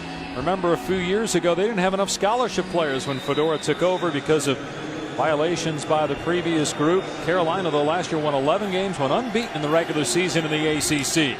Switzer out in space, past the 40 and pushed out of bounds. It's the 5th year for Larry Fedora. They've won 10 of their last 11 regular season ACC games.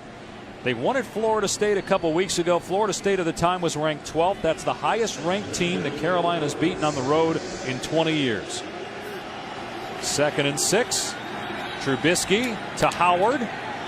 And good coverage that time. He's short of the 1st down. Cornelder with the stick for Miami. Larry Fedora's done a wonderful job with this program. Everyone always characterized it as a sleeping giant. They were 1 game away. If they beat Clemson, they're in the college football playoff last year. So they're well on their way. Here's 3rd down. Trubisky steps up, and he could walk past the 1st down.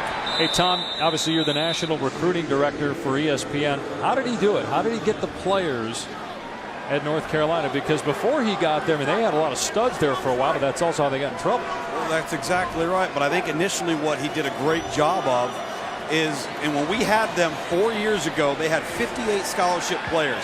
He made very wise decisions with their walk-on program to try and get their numbers up with players that could compete, whether it was in the kicking game or in backup roles. And then now what have they done? They've tried to build a team from the inside out. So where have their best players come from under his watch over the last couple of years? Caleb Peterson at the offensive tackle spot. Nazir Jones along the defensive tackle spot. Jalen Dalton as well. Their issue is they don't have enough bodies. And when you hear NCAA sanctions, guys, you can take away bowls, okay? You can put somebody on probation. When you take away bodies due to scholarship restrictions, that puts you back further than anything else, and that's what he inherited. And his best recruit, he's got a lot of good players, might be Gene Chizik, the defensive coordinator. He was working with us at ESPN. Said he doesn't really miss the booth that much, though. But Gene Chizik last year had his fingerprints all over that defense. Were they exceptionally good? Absolutely not. But they were better. This year, they've been up and down. They've dealt with some injuries. Gene Chizik is one of the best defensive minds I've ever been around. He's done a great job to this point. We told Gene Chizik that we're grinding up here. I mean, it's chicken or steak last night. You don't miss this? Here's Logan on 2nd and 8, and he gets the first down. There's a penalty flag down. Now, you just said Gene Chizik.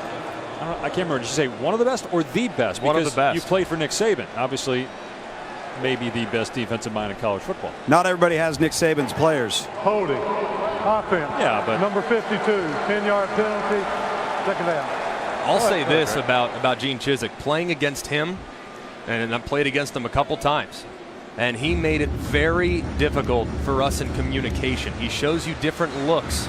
He makes you burn chalk. He breaks tendencies.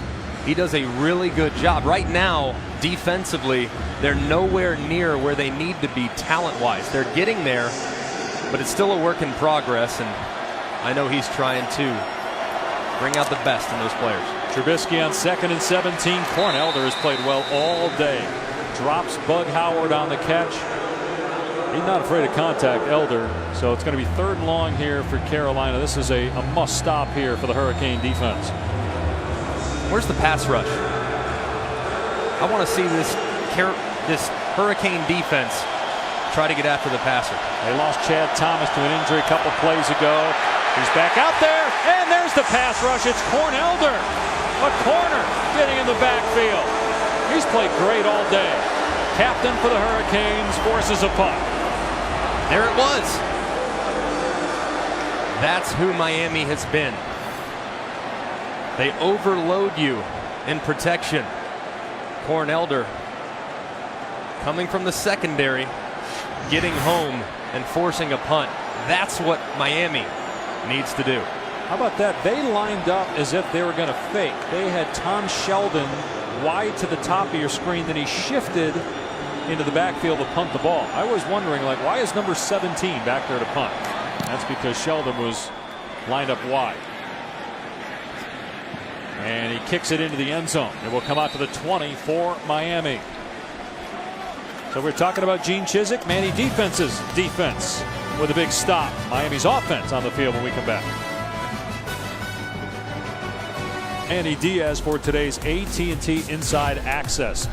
Now, Manny grew up the son of an attorney, but when he became a football coach, Manny Sr. got into politics and was the mayor of Miami from 2001 to 2009. He had never held a public office prior to that appointment. He's here on the sideline today cheering on the Canes.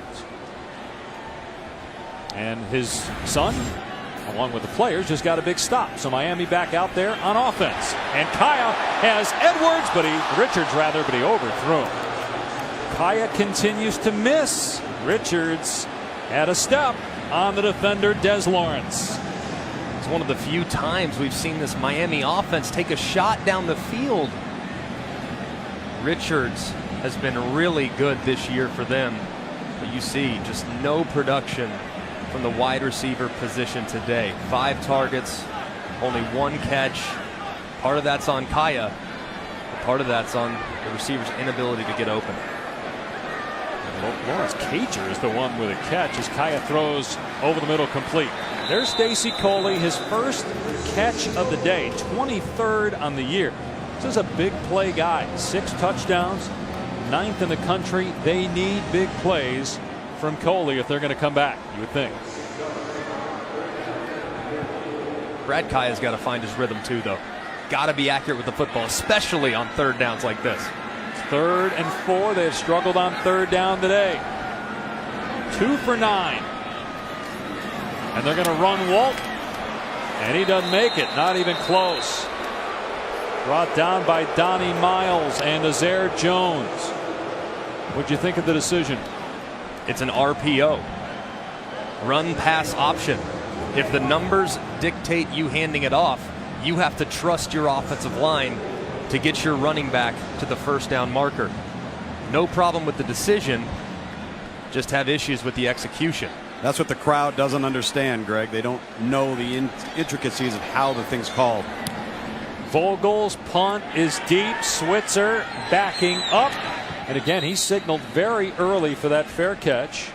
And it's a 56-yard punt, no return. Let's go to the studio. Thanks, Dave. Carvex Drive What's Possible update. Coastal Division leader and number 17 Virginia Tech trailing Syracuse, but Gerard Evans hits Isaiah Ford to cut the lead to 8. The extra point was blocked. It's 17-9 Cuse. This game is over on ESPNU. Dave, Greg, back to you. That is a terrific rivalry, Syracuse-Virginia Tech, going back to their days in the Big East. What? What? It's a good rivalry. Michael Vick once beat Syracuse 62-0, and there were 5 players in the Syracuse defense who got drafted in the first 3 rounds. Trubisky dropped in the backfield for a loss by Corn Elder. Speaking of the Hokies, as Elder makes another play, Miami has to play in Blacksburg Thursday night. The next 2 games for Miami are on the road. At Virginia Tech, then at Notre Dame. After today, they only have 2 home games left.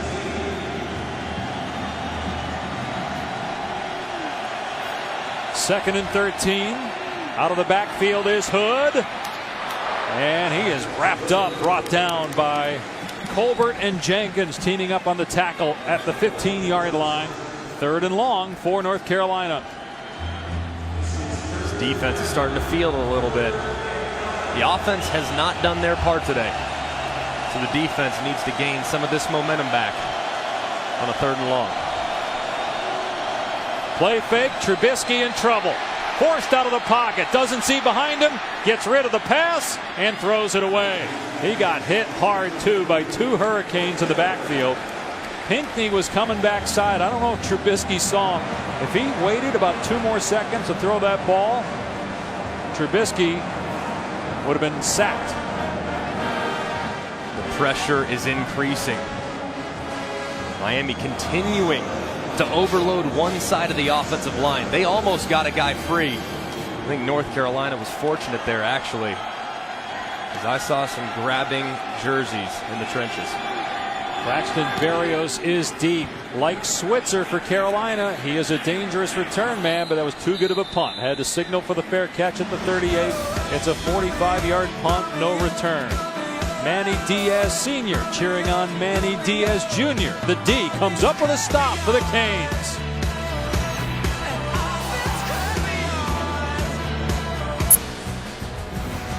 You're watching the ACC on ESPN. The Miami Hurricanes trailing North Carolina 20-3. The Tar Heels have won 7 consecutive true road games, and they're doing it again here in Miami. But a ton of time left. The Hurricane offense has to get going. Brad Kaya has thrown for only 127 yards in the game. And they have only 85 yards on the ground. Kaya eluding pressure. Throws downfield. It's caught. Is Richards inbounds? He is. Great play by Kaya to keep his eyes downfield. Finding true freshman Amon Richards for 30 yards. That catch will stand. Great catch on the sideline by Richards. Nothing open initially. Richards uncovering for his quarterback and making a big play. The best play Kaya's made today. Back to the air, stepping up. Everybody covered. Kaya spins out of there.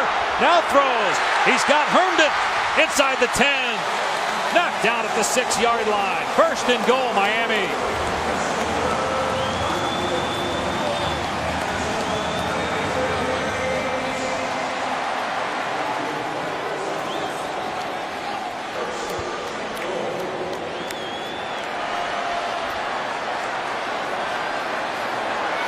Hand off to Yearby.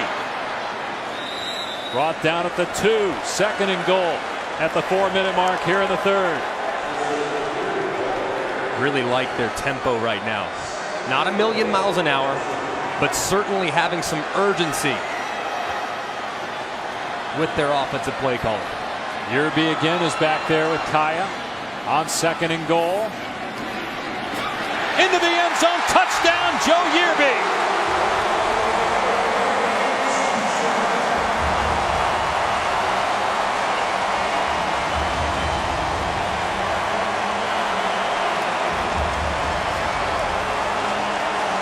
Joe Yearby has scored a touchdown in 5 of the 6 games Miami has played this year now. Boy, do they need that. 4 plays, 61 yards in just over a minute's time, and they convert on the point after.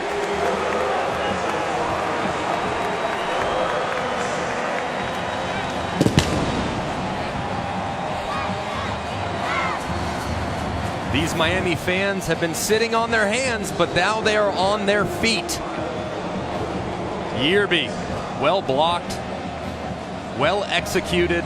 Some pullers leading the way. Pay dirt. Do you like that pull in the center? Nick Linder there. Did they score? Yes. That's I what love I'm it. saying. Out there with the left tackle. I love it. Center and left tackle out there taking out the defender. Got to credit 2 things there, guys. The Miami defense for backing up the North Carolina offense, forcing the punt, and then getting great field position. And Brad Kaya's ability to extend plays with his legs when things weren't ideal. You think of him as a pocket guy, he made things happen with his eyes and his feet on that drive to put him in position to score. Yeah, he's not escaping to try to run. He's escaping to give his receivers time to uncover. They did a great job on that drive as well. Big answer.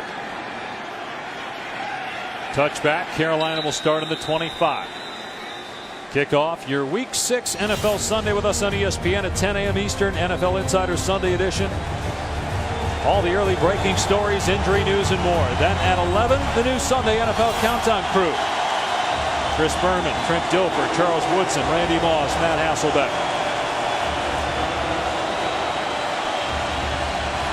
Things are getting cranked up here noise-wise. Now, we've seen with North Carolina in that first half, this is where they struggled with their no-huddle communication and a lot of false start penalties. It's loud on the field, Tom. It's loud up here. Everybody standing for Miami. It all started with the defense on that last possession.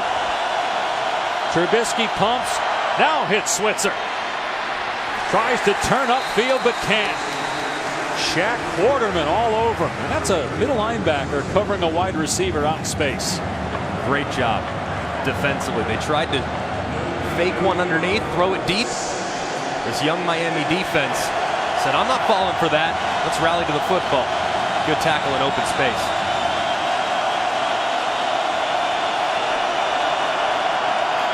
Had some trouble with a handoff. And Logan gets to the 28-yard line. So a gain of 3 on the play. That one took some time to develop. Joe Jackson, another true freshman for Miami, made the play. The last couple third downs for the Hurricanes. It brought some pressure. You do it again? Come after him here? Absolutely. Dictate if you're the defense. Carolina adjusting here. Trubisky changing things up. 3rd and 7.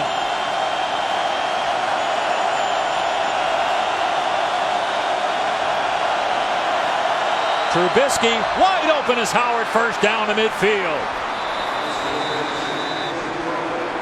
Howard able to get free for 22 yards. Miami electing just to bring 3. Couple late triggers at the second level, but not soon enough. Big completion for the Tar Heels. How do you bring 3 and then give up that play? And you got 8 in coverage. Trubisky to Howard again.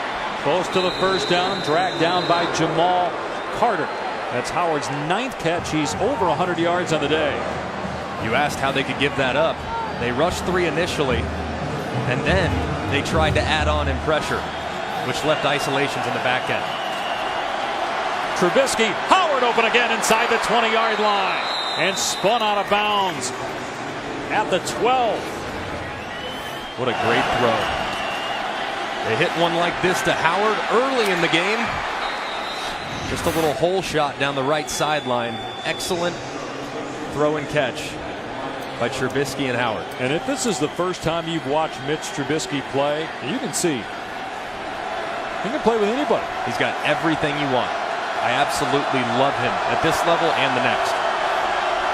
He'll keep it here inside the 10. Gets a block. Trubisky leveled at the 2. Close to the first down marker. Looks like he got it.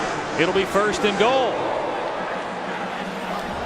Just like the last series was all Brad Kaya, this is all Mitch Trubisky. And as loud as this stadium was, he has hushed the crowd with a big third down completion, the throw down the sideline, and the great read there, keying the unblocked end who takes the back, keeps the ball. Very impressive drive here from number 10. Carolina late getting substitutions on. The play clock is at 13. We're at a minute to go in the third. Little muddle huddle. Elijah Hood is the deep back. It's a quarterback sneak. Trubisky didn't get in. Second and goal. Pinckney came out of there with a football for Miami, but it was blown dead. They've done that muddle huddle a few times. You see where the entire offensive unit standing right behind the football, try to hustle up to the line of scrimmage and get it snapped. They've actually run Trubisky on a keeper around the edge for a touchdown earlier in the season. Looks like they're going back to it. You keep it in his hands here. Same play. I'd hand it off to Elijah Hood. No, it's play action. Rolling out. Trubisky looking now. Throws. Overshot the intended receiver. Carl Tucker. That pass a little too high. He had to get over to the linebacker.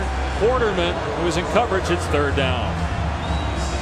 It's 4 down territory for me. If I'm North Carolina, there's no chance I'm settling for a field goal. You have 2 downs to get it.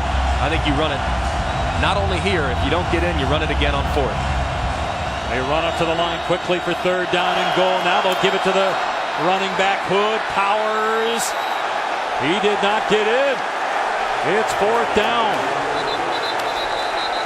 Greg, I think you take the points. Can Miami score 2 touchdowns? Because if you take the points here, you force them to have to score 2 touchdowns. That's the end of the third quarter. You can see the ball there is definitely short.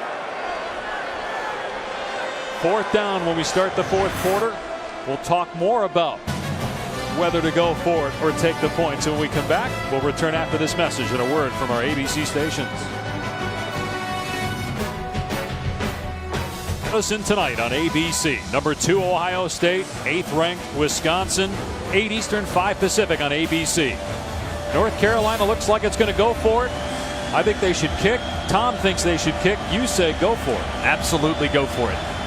You have 3 inches to get it across that goal line.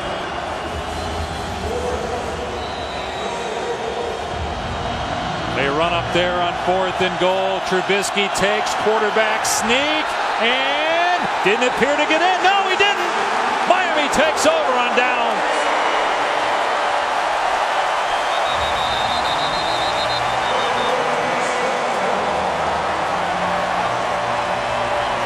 Easy to second guess in retrospect, of course, but we were guessing ahead of time. You kick the field goal, you force Miami to score 2 touchdowns. They go for it, and Trubisky gets stopped. I'm great with going for it. However, I never understood why you go with a quarterback sneak on the goal line. You have a 230-pound running back in Elijah Hood. Hand it to him. He has momentum. He can push the pile.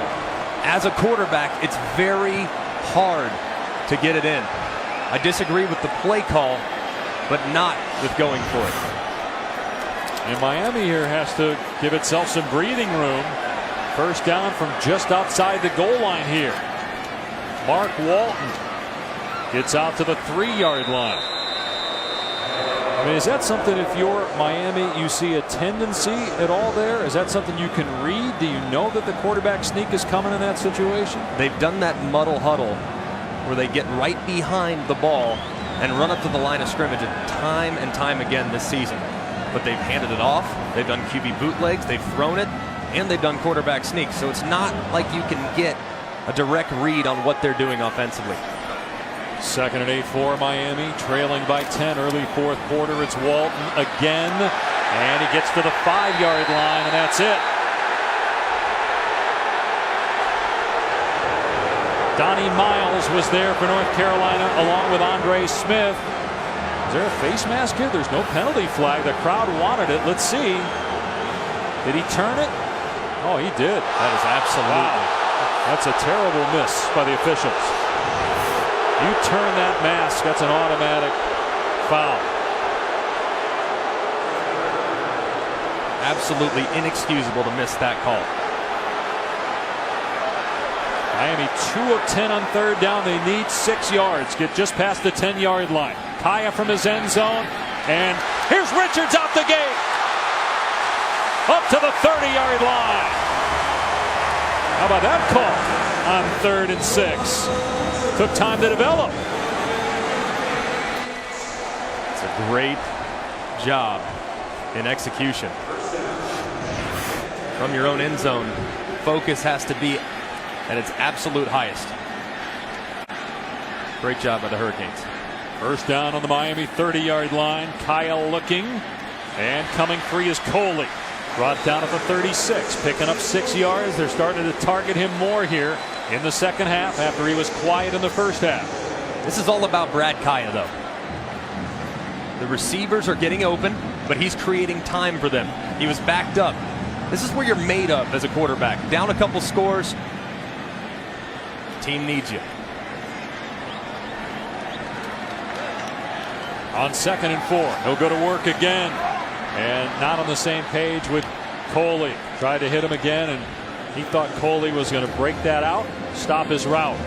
What's been the biggest difference you've seen with Kaya first half, second half? Accuracy.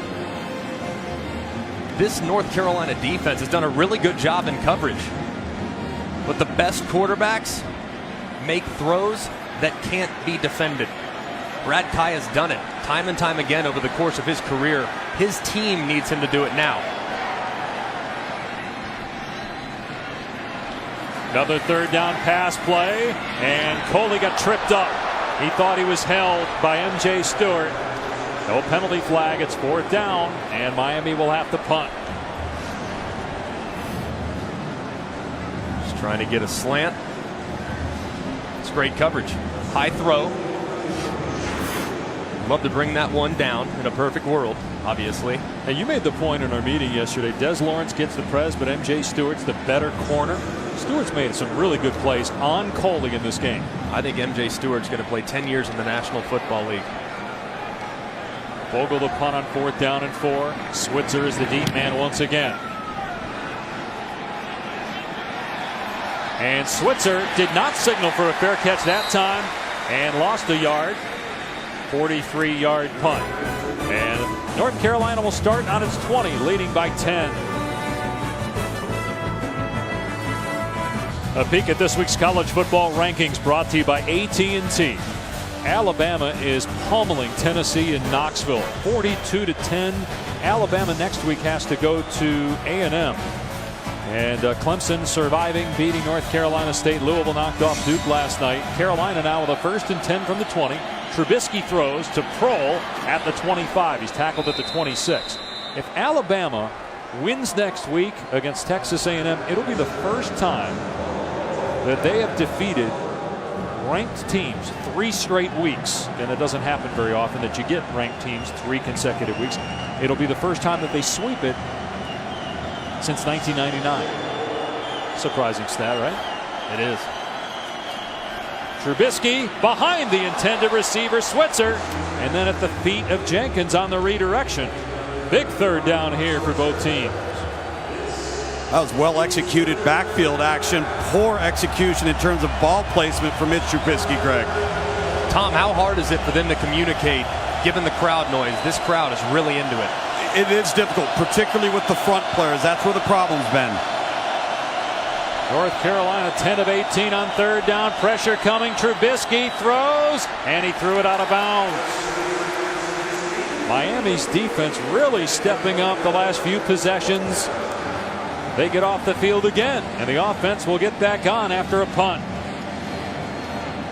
They have answered the call defensively. Miami, when you put on that jersey and you put up the U, it's expected of you to play defense a certain way. This young group's getting there.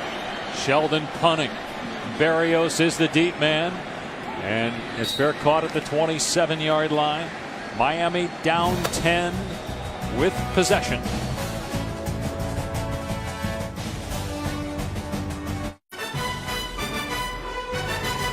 ESPN College Football, brought to you by Lee Jeans, move your Lee, and Infinity, empower the drive.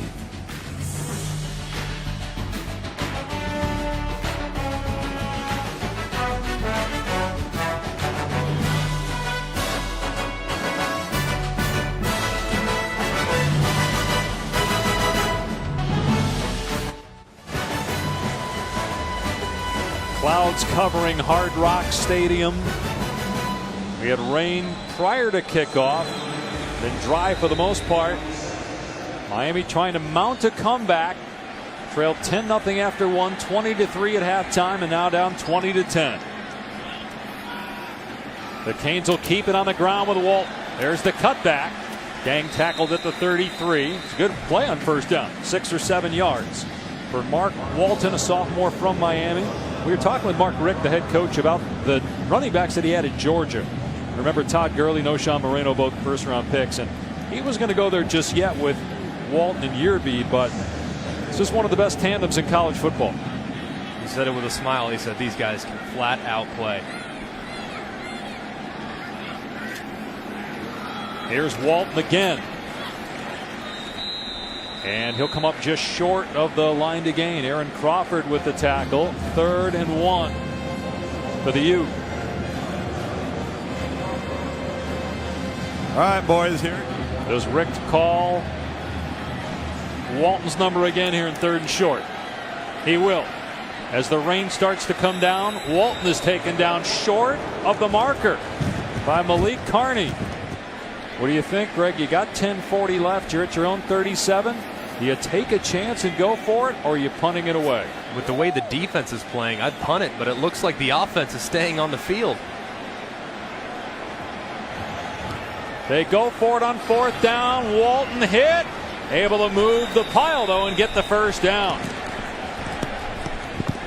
As it starts to pour here, as Walton lost his helmet and is injured. Walton got the first down. It's pouring down rain, and Walton is down. All right, let's check in with Cassidy in the studio. Thanks, Dave. Now, the Vols may be comeback kids, but the Tide making it very difficult for them to do so. Eddie Jackson with a 79-yard punt return, another TD with their offense off the field. They have since tacked on another touchdown. They're up 49-10 in the 4th. With number 1 winning big on the road, what is number 2 going to do under the lights in Madison? JT Barrett and Ohio State looking for a 5th straight win over Wisconsin. This top 10 matchup at 8 Eastern on ABC. Dave, Greg. Yeah, Ohio State having to play back-to-back road games against teams coming off byes. Wisconsin tonight, at Penn State next week. It is pouring. The heavens just opened right before that snap on 4th down. Really? I got to be honest, I keep playing. I don't think the heavy stuff's coming out for quite a while. You've had the worst luck of any sideline analyst / reporter in the history of ESPN this season. I will say this, guys. Well, that goes without saying.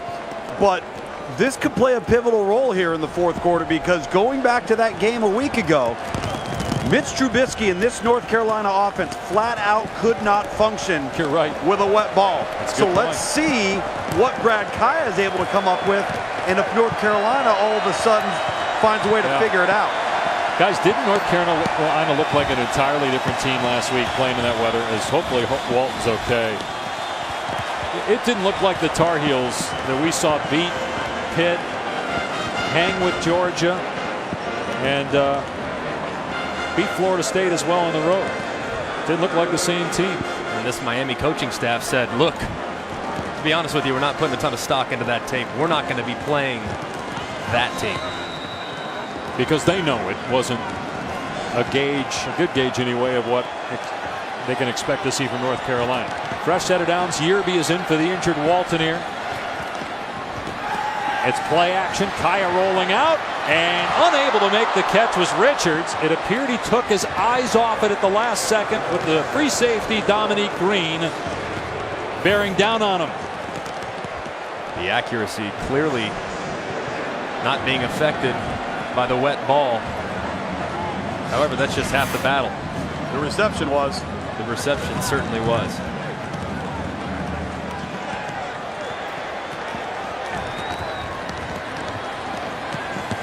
Another pass play, short one, Yearby. What a play in the backfield by M.J. Stewart. He's getting blocked, and he still makes the tackle for a loss. This Miami wide receiver group has been outstanding blocking downfield this year. Right there, M.J. Stewart just ran right through Braxton Berrios. Sets up a very difficult 3rd and 17 in the rain. A 7-yard loss, and Miami's 3 of 13 on 3rd down. Kaya over the middle, incomplete. Berrios had a chance to pull it in, and a late flag thrown on Andre Smith. Did Smith get called for targeting? The flag was late. The officials had to think about it at first, and then they threw the flag. It was a big hit. The question is, was it an illegal hit? This will be a 1st down for Miami. Personal foul, targeting on the defense, number 10. That play is under further review. So instead of 4th and 17 and a punt, it's 1st and 10. Let's take a look.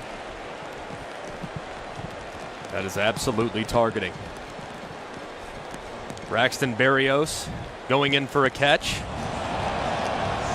He's a defenseless player. Andre Smith coming in with the crown of the helmet.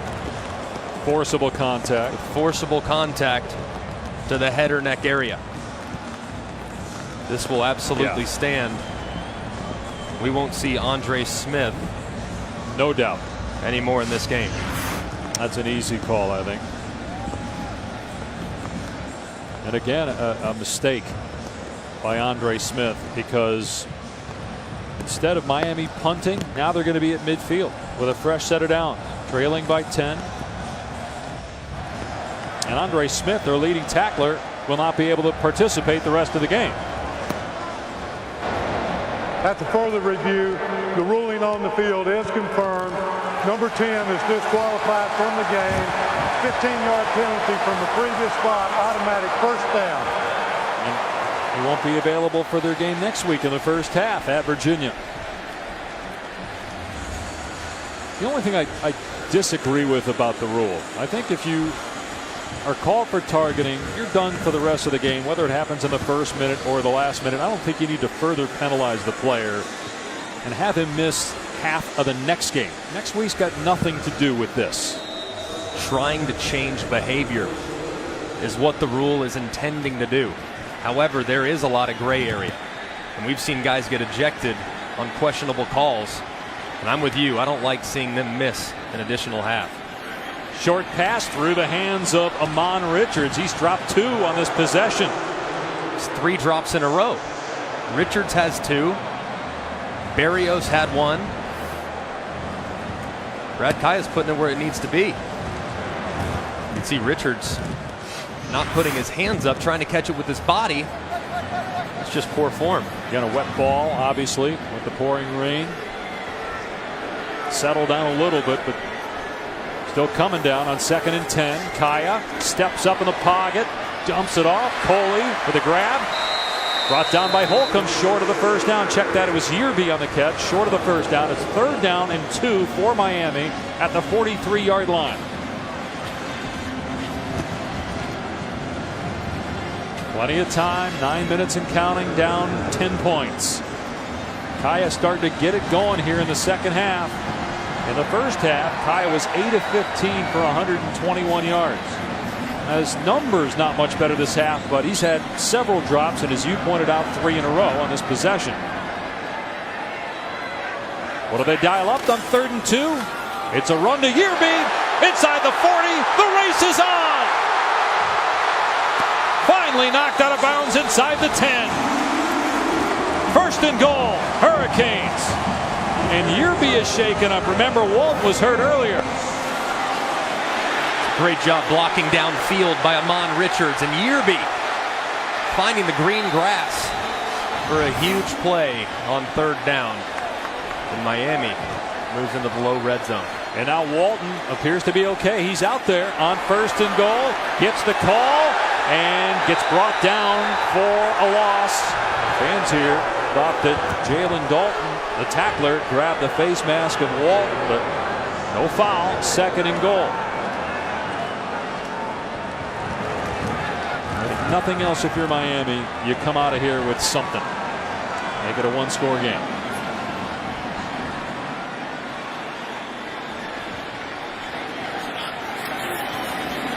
Walton again. Brought down at the 4-yard line by Miles Dorn. 3rd and goal. That was the same play that they scored on earlier in the game. Got a couple pullers out in front. This time North Carolina's defense was prepared for it. So an important 3rd down right here for the Hurricanes. You keep it on the ground, make sure you get points, throw it to the end zone. If you're Mark Richt, what are you doing? I would go with a run-pass option. Something that Mark Richt says, you know, he's added to his offense. He was greasing it up for you guys yesterday, all the run-pass options they have. If you get one-on-one on the backside, might have a look at it. Play fake. Kaya looks back of the end zone, caught out of bounds, incomplete. Njoku could not get a foot down. It's 4th down, and Miami will bring on the field goal team.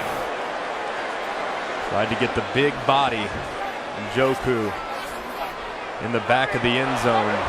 He scored on the play like that against Appalachian State. This time unable to connect. And Badgley has had 2 field goals blocked and an extra point block this season. A 22-yard attempt.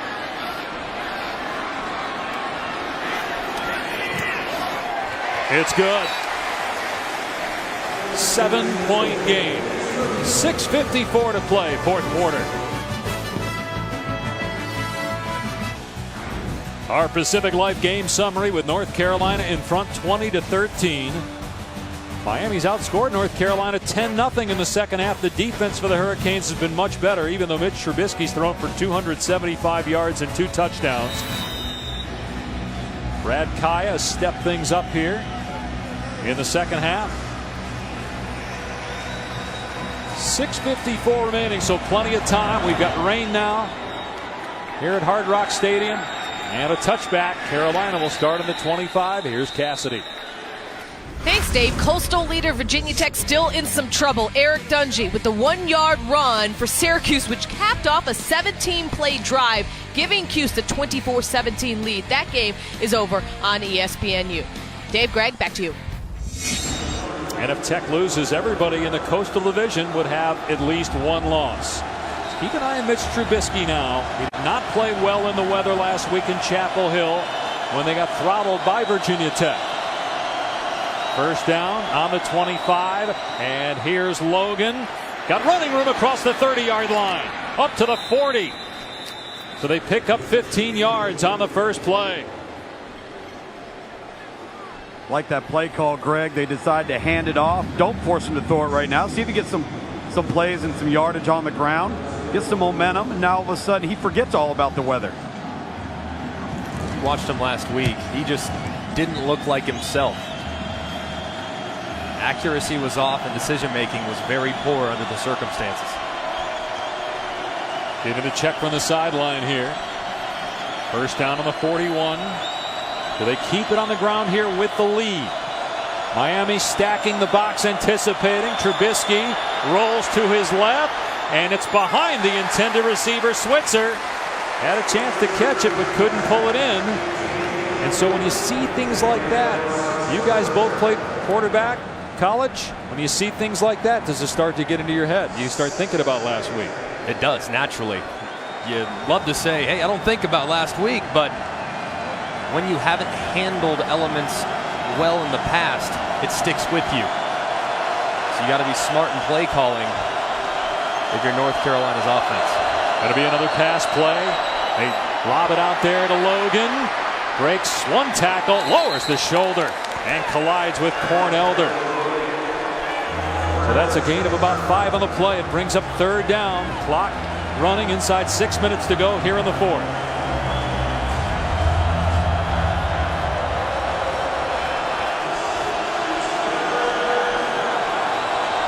Trubisky to throw, fires, diving catch for a first down by Ryan Switzer. Incredible grab by Switzer to keep the drive alive. It's Mitch Trubisky's security blanket. Switzer's been so good for so long. Trubisky leaned on him there in a critical down and distance. Boy, as we're under 6 minutes, fellas, that might be the play of the game when it's all said and done. No doubt.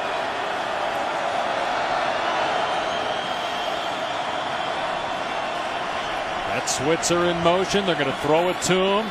And Switzer trying to get outside. Picks up a couple. Cornelder in run support. Pushed him out at the 45-yard line. And Switzer shaken up on the play. Look at the passing game right now. Obviously had to throw one on third down to get enough for the first, but everything's been behind the line of scrimmage. High percentage completions. Keep the clock running and keep the offense moving. That's his 206th career catch. He is now the school record holder in receptions. 2nd and 7. Carolina taking the play clock down to 3. Pressure coming. Trubisky dumps it off to Hood. And Hood able to stretch and get an important extra 2 yards. Elder and Pinckney clocked him. But you see the power of Hood, his importance at 230 pounds. It's 3rd and 2 instead of 3rd and 4. And he stays in bounds, fellas. Clock keeps running. Watch North Carolina now take this play clock into the 10, maybe 8 seconds remaining while this play clock and game clock runs down.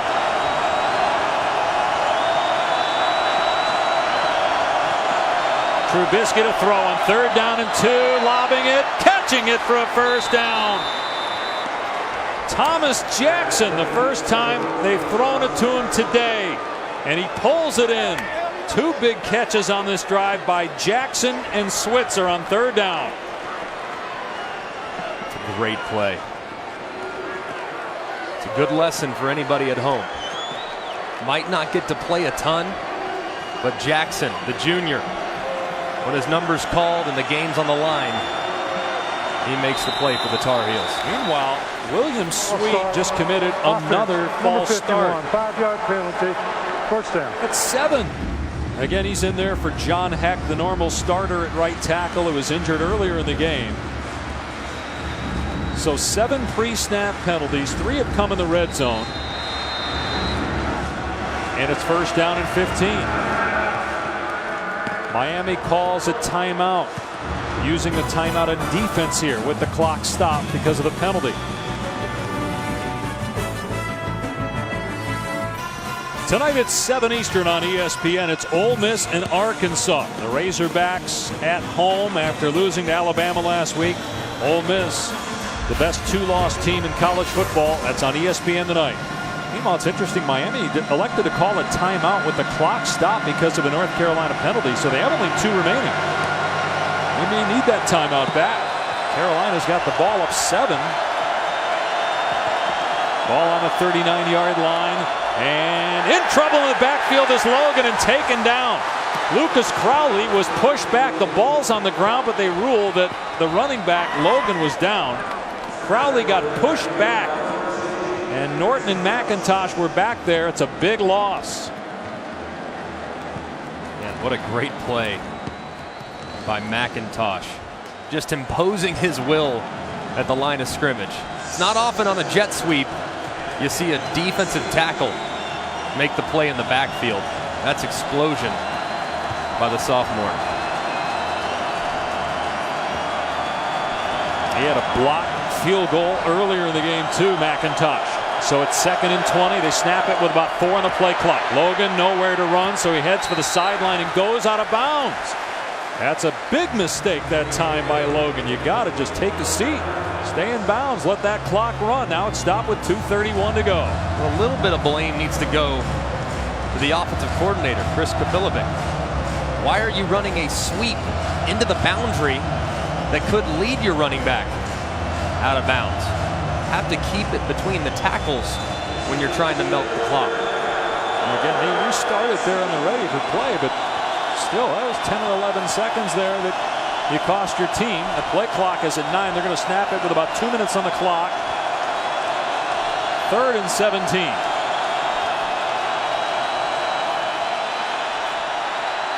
Pressure coming. Trubisky grounds it. Was there a receiver in the area? Pressure by Trent Harris. So no grounding. They have not thrown the flag. It is 4th down, and Carolina's going to have to punt in the rain. So they basically just provided Miami with 2 free timeouts on the last 2 plays. Yeah, certainly going out of bounds. I mean, it hurt them about 10 to 12 seconds, and now Miami has 2 timeouts, 1:53 to go. And let's not forget, last week in the elements, the punter for North Carolina, Tom Sheldon, he bobbled a snap and was brought down at his own 4-yard line, which allowed the Hokies to score a touchdown. So in the rain, important for him to secure the snap. We're going to have a delay of game here, guys. Now, they did this earlier on accident. This one's on purpose. Offense, 5-yard penalty, 4th down. They wanted to give their true freshman punter more room just to kick it and not try to place it. What really perplexed there, Greg, is to that last play call. You're 3rd and 17. If you run the football between the tackles and you go down, the clock runs. Maybe you force Miami to use a timeout. Instead, you throw a screen into the ground and stop the clock for them. I'm with you, Lugs. Very questionable, those last couple play calls for the Tar Heels. Tommy Bancroft. He's the long snapper. Tom Sheldon, true freshman punter.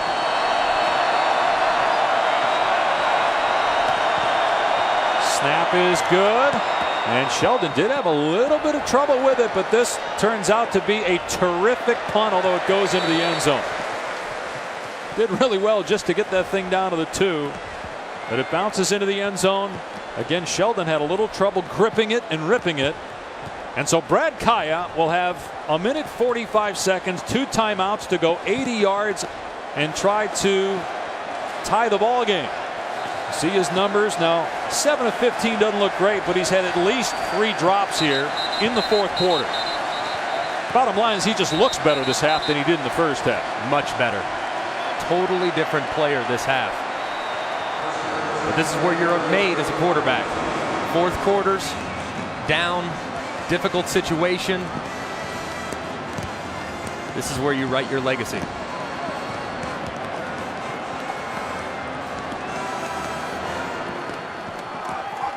Kaya in trouble.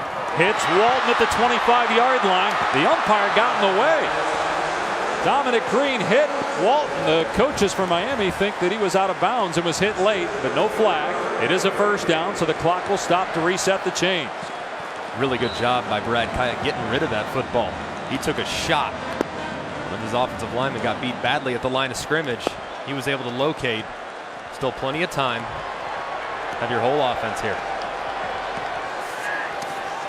Kaya stepping up, ball's out. He's hit by Carney. Carolina scoops it up.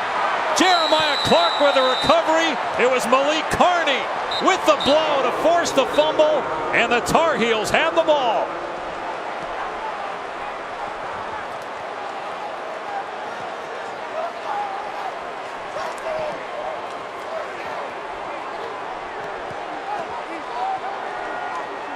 The life going out of Hard Rock Stadium. 53, Malik Carney, situational pass rusher. It's only 230 pounds. He absolutely gets right around Trevor Darling, the left tackle. He's been a little bit banged up. Had a pretty decent day today. If you're a pass rusher, you love the 2-minute drill. And Carney comes up with the huge strip sack. Miami's not done yet, though. 2 timeouts. Again, if it gets the ball back, there won't be a lot of time, and who knows what the score will be. Carolina's in the red zone. You wonder, though, if they would even take a chance at a kick. Here's Hood to the 15-yard line, and there's a timeout by Mark Richt, leaving Miami with 1. Here's the reaction from Kaya. Frustrated that his team is staring a second straight loss in the face right now. He's battled, man. Didn't have his best stuff in the first half. Took a beating last week. Got hit time and time again by that Florida State defense. A couple weeks ago against Georgia Tech. Took a lot of hits in that ball game. He's a warrior. Unfortunate that he wasn't able to secure that football in the sack. Jeremiah Clark took a risk trying to pick that ball up for North Carolina. He eventually got possession. So 1:25 remaining. You would imagine Carolina is just going to run the ball here, force Miami to call another timeout, run it again to take the clock then down to about 40 seconds before making a decision on what to do on 4th down, if there is a 4th down. Virginia Tech was losing to Syracuse by 14 points. So if that holds up, Tech will be 2-1. Pitt will be 2-1, and Carolina will be 3-1. Miami plays at Virginia Tech on Thursday night on ESPN. So needless to say, the Coastal is up for grabs. Clemson still in command of the Atlantic after that overtime win against North Carolina State earlier today on ABC. Who's the best team in the Coastal, you think? Right now, I'd have to say North Carolina with this performance. Here's Hood again, bouncing off tacklers. And I get what you're saying, because last week, even though it was Virginia Tech hammering North Carolina, it was so hard to gauge. And that kind of weather, which team's going to handle it better? Clearly, Carolina didn't handle it well, and they turned the ball over 4 times. Been no turnovers in this game. So in 5 of their 6 games, they've had a total of 4 turnovers. They had the 4 last week. Trubisky threw a deep ball here to Matt Hollins, who was shaken up on the play, and that led to a Switzer touchdown. Miami came back, though. A rush touchdown for Yearby. Got them within 7. And then on 4th down, Carolina tries to go for it. They don't get in. And then on the last series, the forced fumble and recovery by Carolina to perhaps put this one away, with the Heels leading by 7. A frustrated Brad Kaya. But they may need him again here. Look at the numbers today. Again, Kaya had a lot of drops in this game. No turnovers for Trubisky. 2 picks last week, 58 yards, over 300 yards passing this week. Here's Hood on 3rd and 12. The Canes can't stop him, and Hood gets the first down and basically ends the game. Great run by Elijah Hood, and we talked at the outset of the game why he's so important. Because T.J. Logan's a $190. Their other running back, Hood's 230. And you saw him break tackles there to move the sticks. There's an injured Miami player. It's Jamal Carter.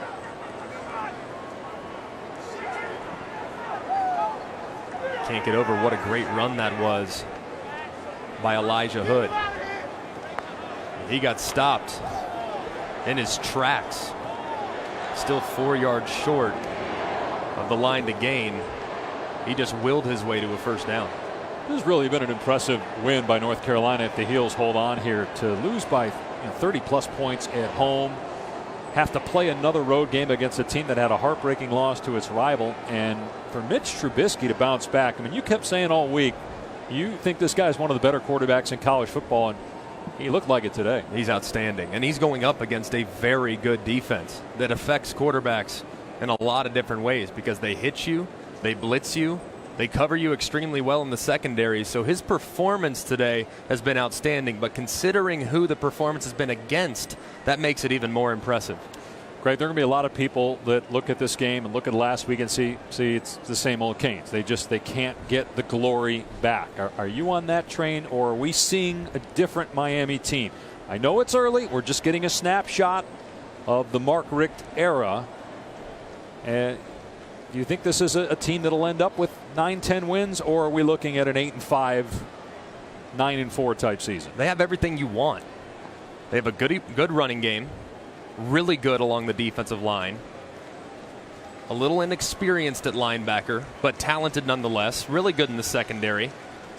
They didn't play well in the first half today, and that was obviously a big reason why it's looking like they're going to fall to the Tar Heels. But this is a talented football team, and Mark Richt is an outstanding coach. He's going to build Miami into a winner. I think a perennial championship contender by the time it's all said and done. The fan support is there. They're getting the facilities where they need to be. Once the facilities get there, the players will come. And Miami will, I think, become a force in the very near future. $30 million practice facility that Mark Richt and his wife donated $1 million towards. No, one area, fellas, where I think they are very deficient, and as the season wears on, they could get exposed, is in the offensive line. They've already suffered some injuries. They've struggled in pass protection. They haven't been able to keep Brad Kaya consistently off the ground. Those shots begin to take their toll. And I think a lot of the reason why they have a good run game is because those running backs are really good as well. Trubisky takes a knee. Miami can't stop the clock. So the North Carolina Tar Heels improved to 5-2, 3-1 in the ACC Coastal. Miami, after being ranked number 10 going into last week, has now dropped 2 in a row at home.